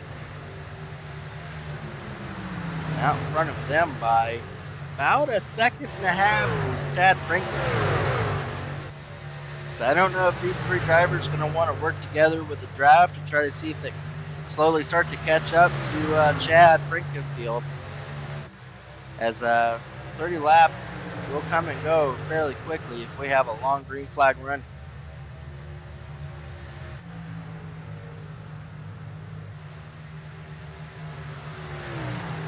Right now, Vincent Isabella out front. Tyler Dixon still needs to pit as well. Chad Frankenfield 17 seconds behind Vincent Isabella, with 26 laps left to go. Looks like Fody is staying behind the 91, so maybe there is a little bit of drafting help here going on between these 3 drivers to try to see if they can be able to slowly catch up to Chad Frankenfield before the end of this race. Tyler Fody has stated it multiple times. He is only out here for one thing, and that's to make sure Chad Frankenfield does not win a truck race. He failed one time, and we'll find out if he's able to be able to complete his mission, or if he's going to fail a second time this season. As Tyler Fody finds himself in third with Tate Lytle really starting to pressure the back. I don't know if they're still trying to save. It didn't help with that the beginning of that last run.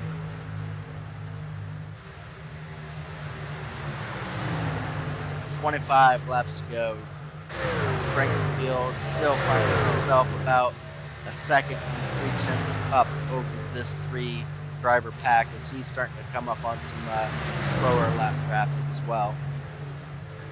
Vincent Isabella still finds himself out front, but he is losing now close to 2.5 seconds a lap over Chad Frankenfield. So I don't even think if he could go all the way, which I don't think that's going to even be a thing. I don't think he'll even come close to being able to make it all the way. But good battle there as Fody going around on the outside, having a great run, is going to battle with the 91er Tyler Popp. He's going to be able to try to see if he can clear him going out of turn 4, be able to pinch him down just enough to be able to put a nose out in front of the 80 or the 91. Oh, we have contact.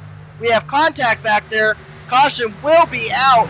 It was Sam Batweld and two other drivers. I think Levi Zielinski there got into a little bit of it as well.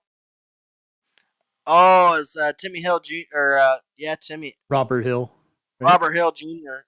Got into contact with Sam Batweld, and man, they both hit the inside wall really, really hard.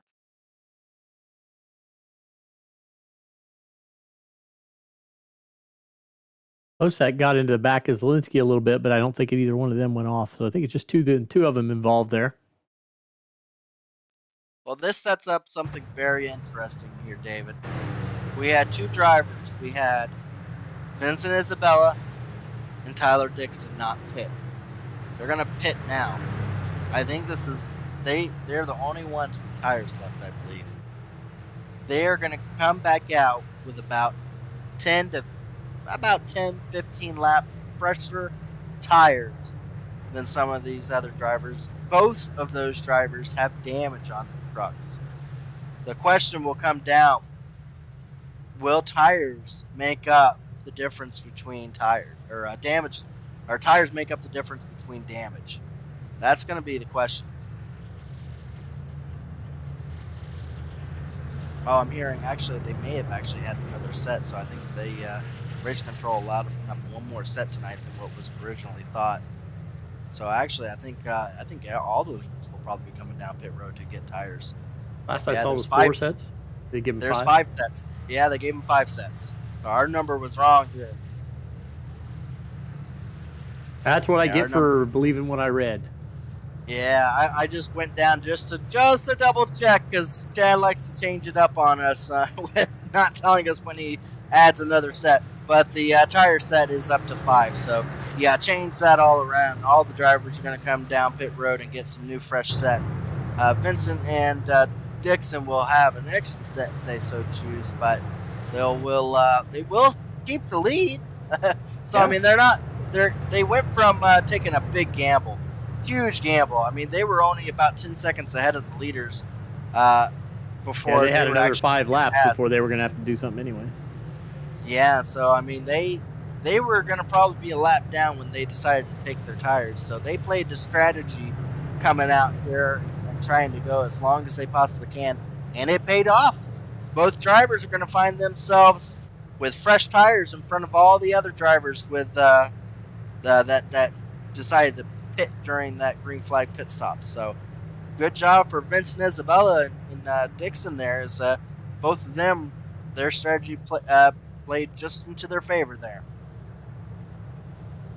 So there was no lead change there. Vincent Isabella came down pit road as well as all the lead lap guys. So Vincent Isabella is still your leader. But we didn't have a lead change. So 8's still the number. as I think we've gone over anybody's guess at this point.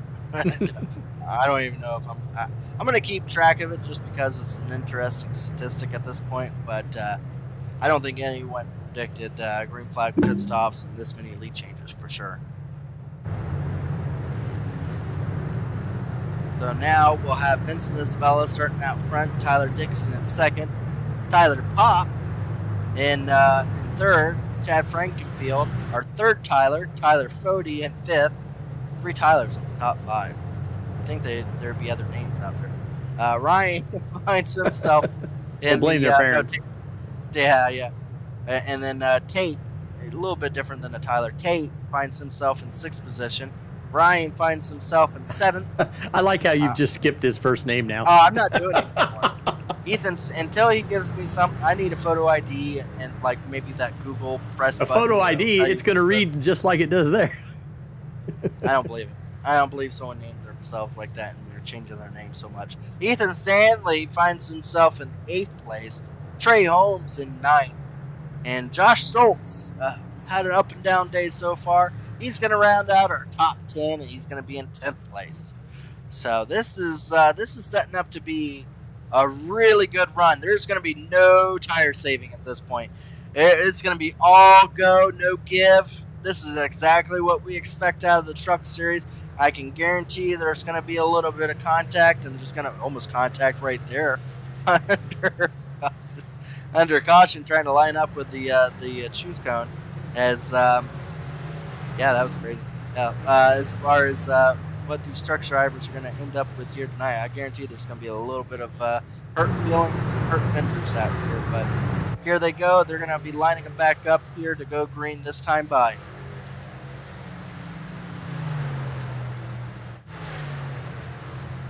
Couple Kodak trucks there trying to catch up to the back of the field. Should have a tally as to which Kodak car will win tonight, or which unhorned day scheme will win tonight. But one paint scheme that's up front right now is going to be that Downer Senior paint scheme. Vincent Isabella. Didn't we see Tyler Dixon go to the inside wall backwards and hit it? Now he finds himself into 2nd place. Tyler Dixon's strategy has just turned his night around for him. As his car is down and the green flag is out, Vincent Isabella gets himself out to a decent lead. Now Chad Frankenfield is going to try to take the battle to Tyler Dixon onto the outside going into turn 1 and 2. Looks like Tyler Fody right behind Chad Frankenfield is going to hope to try to push him along. As there's a little bit of contact between Chad Frankenfield and Tyler Dixon. It looked like Chad Frankenfield just came right down and doored Dixon going into that turn. As now Chad Frankenfield's going to be stuck to the outside lane. The 91 gets below the line there around 3 and 4. You don't want to do that. That upsets the whole truck. As caution will be back out. They don't care. They're still making contact after the caution. I don't know what was going on there. I don't know if they didn't see the yellow flag, but that might have saved some of those trucks up there. Like we got Josh Stoltz involved. 99. Kind of loses the back end of it. Go for a ride through the grass. Did that really cause a caution? It apparently. I'm surprised that brought out a caution because he was way off the racing line. Yeah, that's the only car involved. I'll try to keep an ear out for if there was anything else. But I guess that was what caused the caution.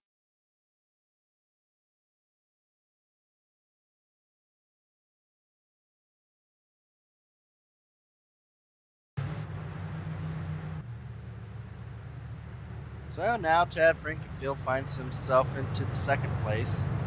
So his battle with Dixon paid off for him to be able to get around him as the caution bunches him back up. Now he will have the choice of going inside and out.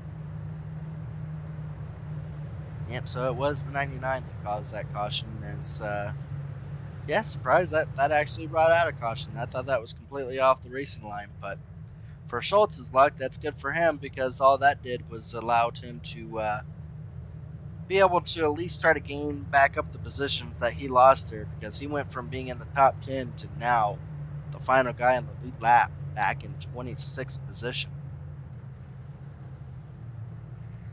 Well, we're at 8 lead changes so far in this final stage. Chad Frankenfield trying to change that here quickly. Tyler Dixon there is battling very well. Tate Lytle was a few positions on that restart, all the way back to 8th position. I'm wondering if he got stuck on the outside. And if you go through the field here, there's some beat up trucks for sure. It's hard to find a truck at one of the end of these races here that doesn't have a tire mark blue on them. As, they race hard here in the truck series. Well, if you enjoyed tonight's race, we'll have another one in 2 weeks at Kansas. Another 1.5 mile. That's always a really fun racetrack for these truck series, is that they're able to get so much momentum into the turns, so they're able to get on the gas pedal and race side by side so well at that racetrack. So I'm excited to see how these truck series do. That's going to be 2 weeks from now. We'll have a little bit of a breather here, as we've been cranking them out here every week so far. But next week we'll have a little bit of a breather with no truck race. But the following week, on April 24th, will be the A's Lawn and Landscaping 150 at Kansas. So good race to want to tune in. We'll have the Dine and Dash challenge again next time. No one won it this time, it looks like, as no one even guessed nearly as much as the lead changes that ended up coming out of this final stage. I think you might have influenced him after making fun of me for 7. I think people felt bad. They felt Dave's an idiot. Gerald said he was an idiot, so I'm not going above 7. So I never said you're an idiot. I said no. That's what they were thinking. Yeah, I just thought you're wishing for a lot. I should have. I told you I've been low everything I've guessed, and I ended up being low again. Yeah, I mean, we should have known that these truck series, there's gonna chaos near the end of this thing. Will always cause these drivers to do things that you didn't predict out of them. And one thing is green flag racing. We didn't think that we'd see so much lead changes with the green flag racing here, but it produced entertaining for everyone at home watching. So I definitely have enjoyed seeing a change of pace here with some green flag pit stops and everything going on the racetrack. So definitely enjoying tonight's race, as we're going to be coming to 13 to go. So again, 2 weeks from now, we'll have the Grubhub gift card once again. Have anyone you want, go ahead and tune in. All you got to do is just hit that free subscribe button.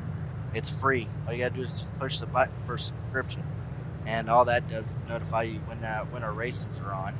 And other than that, you can go about guessing every single time we have the Grubhub gift card, and a chance every single time. I'll award the same person every week if they guess correctly. So it's not a one and done kind of situation. You don't get another try at it. You get to try every week here in the Truck Series. So tune in and have your family tune in. Have someone with a smartphone tune in. You got 2 accounts, tune in. Just tune in and place your votes here. It's free to do. As pace car is going to bunch them back up. It looks like this time around, Vincent Isabella is actually going to take the outside lane. That's the first time we've seen that tonight. Vincent Isabella is going to take the outside lane to start tonight's race, as Dixon finds himself going from 3rd place to the inside row of the front row there. Chad Frankenfield goes to the outside. So a lot of strategy change there. I'm not quite sure what they're playing at right there. Is that's completely different than what the norm has been all night so far. So they will have 12 laps to decide it. We'll find out if that's enough for some of these trucks to be able to find their way up to the front. Tate Lytle's going to have a little bit of work back there to do, as he's back in 8th. Chad Frankenfield's going to be right behind the starting truck of Vincent Isabella. Pace truck is off, and the 2 car is away. And he gets out to a decent start there, as looks like it's side by side at the line for 2nd with Tyler Dixon and Chad Frankenfield. Looks like Fody is able to pick who he wants to push coming out of turn turn 2 here. Looks like he decided to do the bottom lane. Oh, it gets a little bit of a bumper of Dixon there. Dixon goes low after getting sideways. As that allowed Chad Frankenfield to be able to clear Dixon. Oh, no. Oh, Dixon gets tapped, and he's going to go around in front of the field. And no Oh, I thought he was going to be clean. No, that's not. No, there's no clean truck there in sight. He was almost stopped. That was a hard hit on Tyler Dixon. It was almost a good save. Fantastic job there getting around him. And I thought Dixon did just what he had to stay off that wall. And then out of nowhere, the 62 gets him, the 33, the 29, the 13 gets collected. It looks like real late there was Hill into the back of Goodman. We're on board the 62.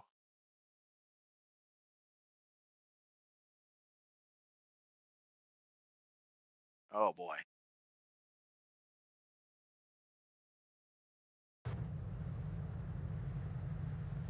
So that will end a bunch of drivers' night as Tyler Dixon goes from having the best strategy to having a wrecked race truck. As that absolutely ended his night there as he was clobbered by the 62. Looks like they deemed it as a racing incident. Kind of just was a bunch of trucks going for no room. A lot of trucks going for no room as they all kind of just met together.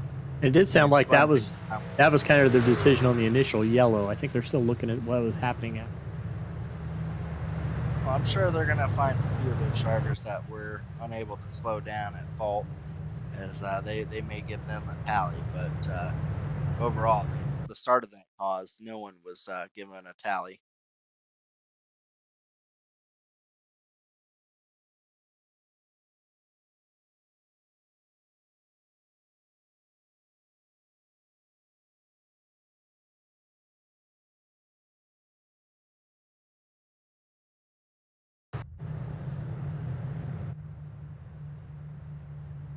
Well, that set us up for a 10-lap shootout here. As Vincent Isabella still finds himself out front with that strategy move he played. He still has damage. I'm wondering how much damage on his truck is going to play into how he stays out front. Because he's got some really aggressive drivers behind him. Chad Frankenfield is definitely not going to stay behind him for very long if he can help it. We're giving a rundown of our top 10 here. Trey Holmes now in 9th. Michael Hosack in 10th. Tom Bourne in 11th. And then that that Darrell Waltrip main scheme in the 22. Zach Evans having a look at that pretty truck. That's I don't know if it's not a throwback, but it's a pretty truck. I like that green. That is a really pretty truck, and he's kept it very clean so far tonight. 13th. Joshua Freed in 14th. And look, there's a Kodak truck. Cody Harrington, 15th there at number 66. And from 26th position up to 16th, Josh Schultz, James Sauls in number 12. Still has a very good looking truck and a little bit dinged up, but still running out there. Number 1 of, I believe that's a new driver, Raisman. How do you say that? Rasmus. David? Rasmus. Okay. Great. Rasmus. Well, I'll learn. Just spell it just like it sounds. Look, read it. Okay. Choose cone time. Choose cone time. Thank you for saving me. Choose cone time with Vincent Isabella out front here. Is he going to pick the outside once again like he did the last time? Or now that Chad Frankenfield was able to get clear and get into the second place, is Vincent Isabella going to choose a different line to be in? As it looks like he's going to go to the bottom. Chad Frankenfield to the bottom as well. Tyler Fody decides to take the outside, as well as Ryan. And our 5th place driver also takes the outside of Tyler Pop. So, I don't know if Vincent Isabella is just trying to keep him guessing, but he's keeping me guessing. I'm not quite sure what he's predicting as far as how these restarts will go. Gotta love the choose cone, though. It definitely puts it back into the driver's hands when there's so many cautions. So far, it hasn't been like a lot of cautions tonight, but when we do have a lot of cautions, it does feel like it's up to you. It gives it back into your hands, even when we have a race full of cautions. Because, I mean, it's. Yeah. I've been pleasantly surprised that we've kind of caught on to it and made it work. Since it's not a part of iRacing, they had to do it on their own. It's one of those things that I think should be brought into iRacing. It's just a lot of fun to be able to choose which starting line you want to be in. And when it works really well, you feel really good about it. And when it doesn't work so well, you wish that you never had to do the darn thing. So it's for us up here, it's enjoyable because it's always good, no matter what, if it was good or bad for a driver. But pace truck is down. They'll be coming to 7 laps to go. We'll be waiting on the 2 truck as he gets going now. And Chad Frankenfield was sleeping on that restart for sure. Fody is able to clear into the 2nd place position and get right down onto the line. Now he will go to battle on the 2, having a great momentum coming around 1 and 2. He's going to look to the inside, now to the outside. He's to the outside of Vincent Isabella. Coming to 6 laps to go. Now Fody's to the outside of Vincent Isabella. We're going to have another lead change here. Chad Frankenfield behind both drivers, trying to figure out which lane he wants to push forward. A lot of trucks mixing it up back there for 6th and 7th, but right now our leaders are going toe-to-toe. That time around, it was Fody leading that lap. Vincent Isabella trying to get the inside to go forward as he gets a little loose with Chad Frankenfield on the back bumper. Frankenfield able to find room to cut up above the number 9 truck there and is now to the outside of Vincent Isabella for 2nd. Fody able to clear out. Vincent Isabella oh so close to the back bumper of Chad Frankenfield. Now Chad Frankenfield finds himself in 2nd place, catching up very quickly to Fody.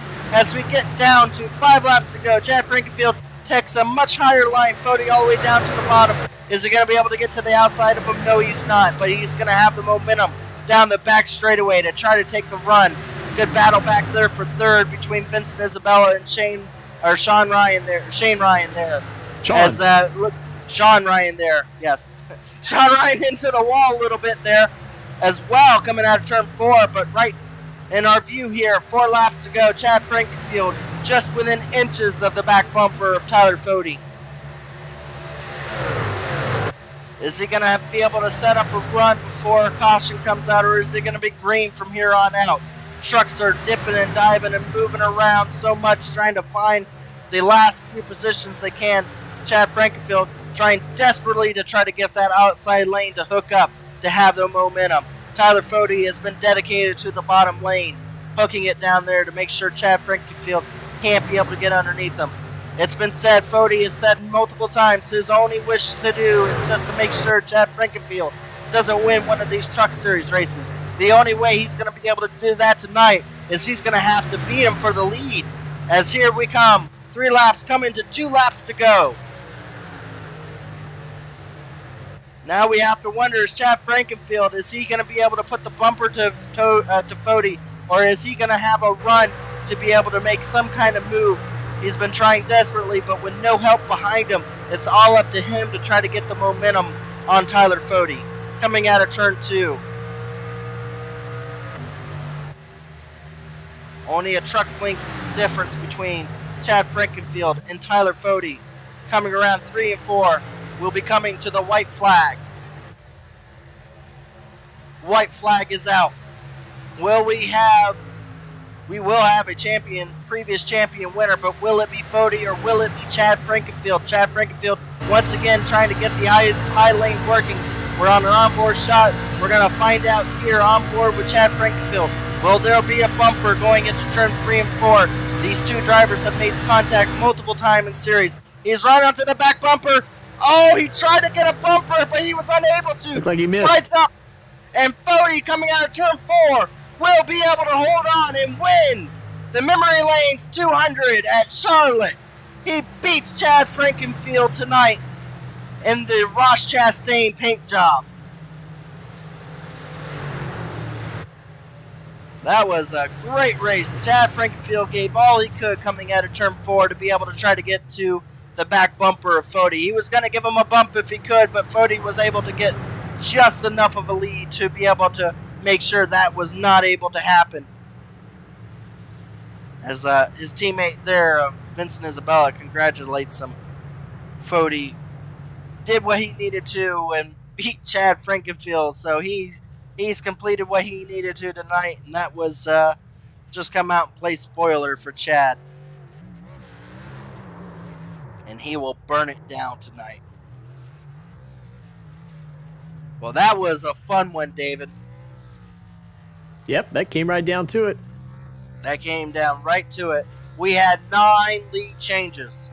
9 lead changes here tonight as Tyler Fody, once he got the lead from Vincent Isabella, was able to stay out front in front of Chad Frankenfield. But 9 lead changes, I shouldn't say tonight, 9 lead changes in the final stage alone. So, wow, that was exciting. That was a lot of fun to watch for sure.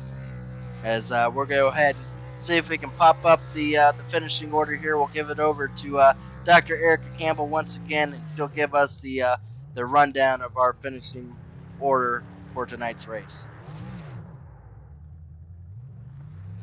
I can get up there, okay. All right, so once again, we have Tyler Fody in the victorious first position, followed by Chad Frankenfield in second, Vincent Isabella third, Ethan Stanley fourth. In fifth, Sean Ryan. Sixth, Tate Lytle. Levi Zielinski in seventh. Eighth, Tyler Pop. Ninth, Tom Bourne. 10th, Trey Holmes. Michael Hosick in 11th. Dylan Jones 12th. Josh Freed 13th.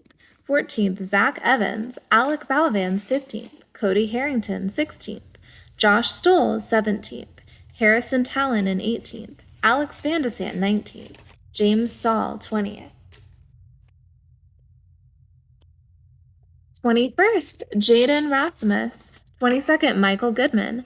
Jeff Sickles 23rd. Scott Crump 24th. Todd Eldridge 25th. Brandon Hughes 26th. Matthew Lucy 27th. Brody Moore 28th. Daniel Martinez 29th. 30th, Tyler Dixon. Cole McRedden 31st. Robert Hill 32nd. Justin Dewar 33rd. Michael Klein 34th. Sam Bootwell 35th. Josh Robin 36th. Ray Bracey 37th. Kendall Noah 38th. Brent Jones 39th. And Caleb Clifton 40th.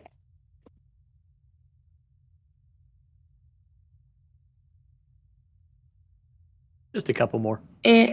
All right, Chadwick Denton 41st. Timmy Holmes 42nd. 43rd, Justin Munsell. And 44th, Scott Haney. Well, that's our finishing order for our top 43 drivers here tonight, and that was a heck of a race to watch for sure. We're going to see if we can get some of these drivers. I think we have a third place driver, Vincent Isabella. I'd like to see if Erica can interview him and ask him about that strategy play that he played here. Give it over to Erica now. Hello, welcome to the booth, and congratulations on the third place finish. Can you kind of walk us through your strategy for today's race? Yeah, I mean, I probably shouldn't have finished third, but we ran top 5 the whole first stage and then got screwed over by the leader wrecking himself and had a bunch of damage. So I went from 33rd all the way up to, I don't know, I guess the lead. And then a timely caution would have been screwed if that didn't come out, but happy for third. Well, we saw that, yeah, the strategy definitely played. There was only 2 drivers there. I mean, you must have been on fumes whenever that caution finally came out to at least be able to redeem all that. But even with that, I mean, you had a ton of damage, and you were still able to play a little bit of speed, or have a little bit of speed there to be able to battle with both Chad Frankenfield and Tyler Fody there. But, I mean, did you really have anything? I mean, how badly damaged was that truck there at the end of that run? I only had about 40 seconds, but Arrow's so big with these trucks, so I was really lacking on the straightaways. So definitely saw that down the backstretch with 2 to go that Fody just drove by me because the damage was hurting it. But if we would have caught another yellow, who knows? They keep wrecking. Just take the win that way. But I'm happy with third. Really am. And big shout out to Fody for my teammate 1-3 for Lake Norman. So what I find it interesting, we didn't mention it at all in the broadcast, and I got to mention it now. If anyone doesn't know, both you, Chad, and Tyler Fody, who are all our top 3 drivers here tonight, all had a little bet going on. Do you want to give us an idea what that bet was? yeah, so Dustin Dewar and Memory Lanes, they have a challenge for us. So 5 select races of this season, we're all racing for $100 because we can't run for a championship. Because we're all past champions. So this is going to definitely tighten up the points a little bit, but we'll see. Hopefully, I still have the lead after that. Well, it definitely was. We find all our previous champions all in the top 3, so maybe that just speaks to our champions and how they run here at a mile-and-a-half track. But overall, we obviously you can't run for points or anything, but you're gonna still show up for majority of the races here this season. Yeah, I think I've only missed one so far, but yeah, definitely going to try to make everyone. Obviously, I love running these trucks. I wish we could run for points. Maybe one of these days Chad will change that, but yeah, definitely excited to run these things on Sundays. Now I've got to ask this one final thing, and then you can go ahead and just give us your thank yous and everything. I gotta say it now, even though it didn't happen tonight. Is there a rivalry between you and Daniel Martinez? We've seen the contact. I didn't get to talk to you last week, but overall in the truck series, we've seen so much between you two. Is it a rivalry at this point between you drivers? No, we've talked. I mean, it's just hard racing between the two of us because we do know each other very well. I mean, for the Daytona 24 hours, we were teammates, and I was teammates with him on Pro Edge there for a little bit, or fueled up, and it's buried. We're good. Well, you heard it here first, folks. Both those drivers hate their guts. They'll go at it once again next week. Can't wait to see it. It always produces the best racing when we see those two drivers go head to head and knock the hell out of each other. Go ahead, and Vincent, give us your thank yous for tonight as we look forward to hopefully having you again next week at Kansas.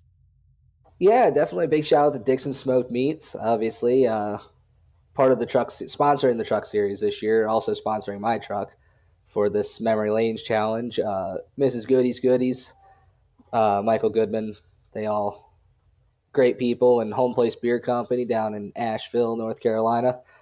They've been with me since my first season in Elite, so definitely. And shout out to Goody, Michael Goodman, for the truck. Also, very very pretty tonight. Congratulations, Vincent, on third place. Hard fought, definitely, and look forward to seeing you next week. Thanks, guys. Thanks for the broadcast. Have a good one. Well, that was your third place driver there, Vincent Isabella. And let's see if we can go ahead and get in Chad Frankenfield. Give it over to Erica here. All right, well, congratulations on the second place finish. Can you give us an idea of kind of how you made it up through the field? I don't know what happened in qualifying. My first lap was awful, and I knew that my second lap had to just be an average lap just to make the race, just in case. And then really it was just about being patient, letting the lanes open up. Once the tires started to fall off, I was able to run the bottom a lot better, and it was just able to work my way through that way. And then you had the stage where guys were flipping the stage because of the yellow before the stage. And yeah, it was just able to get up front there at the end of the race. And kind of sucks we had that yellow with about 20 to go because I think the race was going to be falling into our hands there. But yeah, I mean, it was fun. It was fun to be able to work through the field. Well, we saw that, it was a battle between champions there at the end with Vincent, you, and Fody. That last turn, if he was a little closer, were you going to give him the bumper? He definitely took a dive. Were you willing to try to, because the rivalry between you and Fody and how it always escalates. Were you about to give Fody a little bit of a tap going into turn 3? Oh yeah, absolutely. I was going to actually, and I felt that because of the distance back if I was going to hit him, um, it probably would have spun him out. So that's why I backed off right before I got to his bumper. I backed off just because I knew he was going to dump him. Um, so it's kind of unfortunate. Like I said, I felt like um, it was just a question of where the restart was going to be and how to get to him. And after about 3 or 4 laps, the tires start to wear, and between me, Fody, Tate, Prop, a couple of the guys up front, we were so even that it was just going to be impossible to pass at that point. So it was, yeah, I was going to try, but I didn't want to turn him and spin him out, so I just kind of backed off. We had another great run here tonight, Chad. I'm sure we'll see you at Kansas next week at another 1.5 track here as we're starting to wrap up the regular season. But we would love to give you a shout-out session and go ahead and thank all those that help you get these trucks onto the track here. And, of course, thank all your series sponsors as well. Yeah, I just want to thank Kicking the Tires for sponsoring me this season in Elite. On my truck, Xfinity car, Cup car, and Indy car. I want to thank Dixon Smoke Barbecue, C2 Freight, Blue Lake Marketing, Powerhouse Recycling. Thank you guys for broadcasting. Yeah, I mean, like I said, I thought it was a good race, and again, appreciate everybody that tunes in. Absolutely. We look forward to seeing you again, Chad. You definitely bring in the entertainment. Definitely have no problems playing the bad guy if it comes down to it, as you and Fody had a great battle to raise up the excitements here late in the run. So look forward to seeing how you both do at Kansas as well. So we'll see you again, Chad. Yep, thank you. All right, that was Chad Frankenfield. We'll see if Erica's here available. I don't think so. I think she actually had to go take care of the baby. But who we have here tonight is our race winner, Tyler Fody. He was able to go about beating Chad Frankenfield. His one goal of every single race, just make sure Chad Frankenfield doesn't come home with a victory tonight. That required him to have to beat him on track, and he was able to do it. Tyler Fody, tell us how you were able to make it happen here tonight. Yeah. Oh, man. Heck of a race. No, the strategy worked out first half of the race pretty well. Maximized the stage points. And, yeah, just that last stage was having to drive back through some cars and then get lucky with the cautions and the positions that we were in for the choose cone. And try and get lined up with my teammate Vince there to call me through. So that worked out pretty well. And then it was just a matter of making sure Chad didn't get back by me with 10 to go. Well, we saw, strategy never was. It didn't seem like anything would work with you with strategies, with cautions would come out and how you had to always find yourself having to work up through the back of the pack. But did that first run in stage 1 where you had to pass, I believe it was like 12 or 15 trucks, did that help you kind of learn how to be able to make passes here late in the run? Because definitely at the end of the race was when it all paid off. Did it all come down to that stage 1, the very end, having to try to work your way up through stage 2? Did that help at any point? Yeah, for sure. We led most of stage 1, and then we had to stay out. There was a yellow right at the end. We had to stay out to get the points. So I restarted like 15th or so. And it's definitely different driving from 15th in the pack than being up in the front 3. So, yeah, it definitely helped a little bit trying to figure out what lines would go where. I think I was fortunate the most getting back through it clean and quickly as well. To be able to be set up, I think, like top 3 before that last stage started. And then we were cruising really. Even when the yellow came out after the cycles, we were still top 5. So after that, was able to just navigate through and race with the leaders and then get clear and keep Chad back.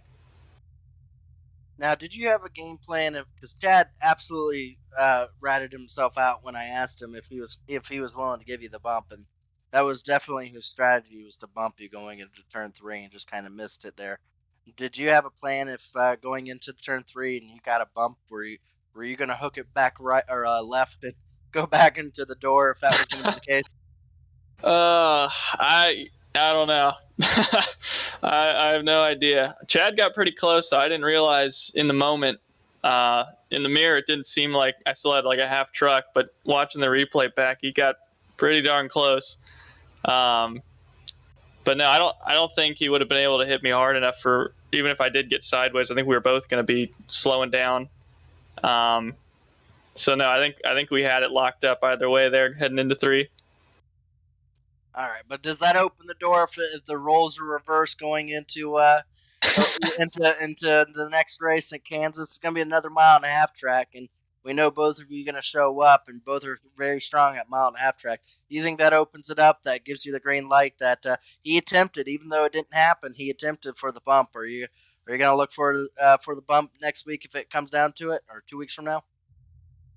Well, I think going into every race, particularly with me and him, you got to expect the bump. Doesn't matter what we're racing for. If we're in range, you got to know the shot's coming. I'd like to think, since Kansas isn't going to be one of the 3 races that me, him, and Vince are competing for, I'd like to think we'd be a little more tame. Now, if we get to IRP, which I think is the finale for our little champ challenge thing, I definitely think if he's got a shot or if I got a shot, the bumpers will be used. We look forward to that. I love to stir it up, but great win tonight, Fody. There it was entertaining as all heck, as there was 9 lead changes in that final stage there with all the passing and green flag run there. Go ahead and give us your shout outs for tonight, and hopefully we'll get to see you again over at Kansas if you do show up. Yeah, most importantly, I got to thank my teammate Vince there. Played a crucial part in the finish there, helping me get clear of Chad. So always love racing with him. I got to thank Goody for throwing together my blank scheme at the last second. Looked good, kept it clean. And thank you all for being up here in the booth too. I'm sure it'll be a fun one to watch back. Well, you won with the Ross Chastain paint job, and he's been doing very good this season so far. So very good one for you to pick, as it paid off very well for you. It wasn't the hardest one to make, but it still counted, I guess. So yeah, I'll have to get a watermelon now. Now you heard it here. We're gonna have a break, and he's gonna come back and live stream a watermelon smash. How about if you don't have a watermelon, just whatever you got in the refrigerator, maybe like a Mountain Dew or something. Yeah, we'll throw something. Just throw something on the ground. We'll tune back in for that. But good win, Fody, and we'll hope to see you again next week. Alrighty? Yeah, appreciate it. Take care.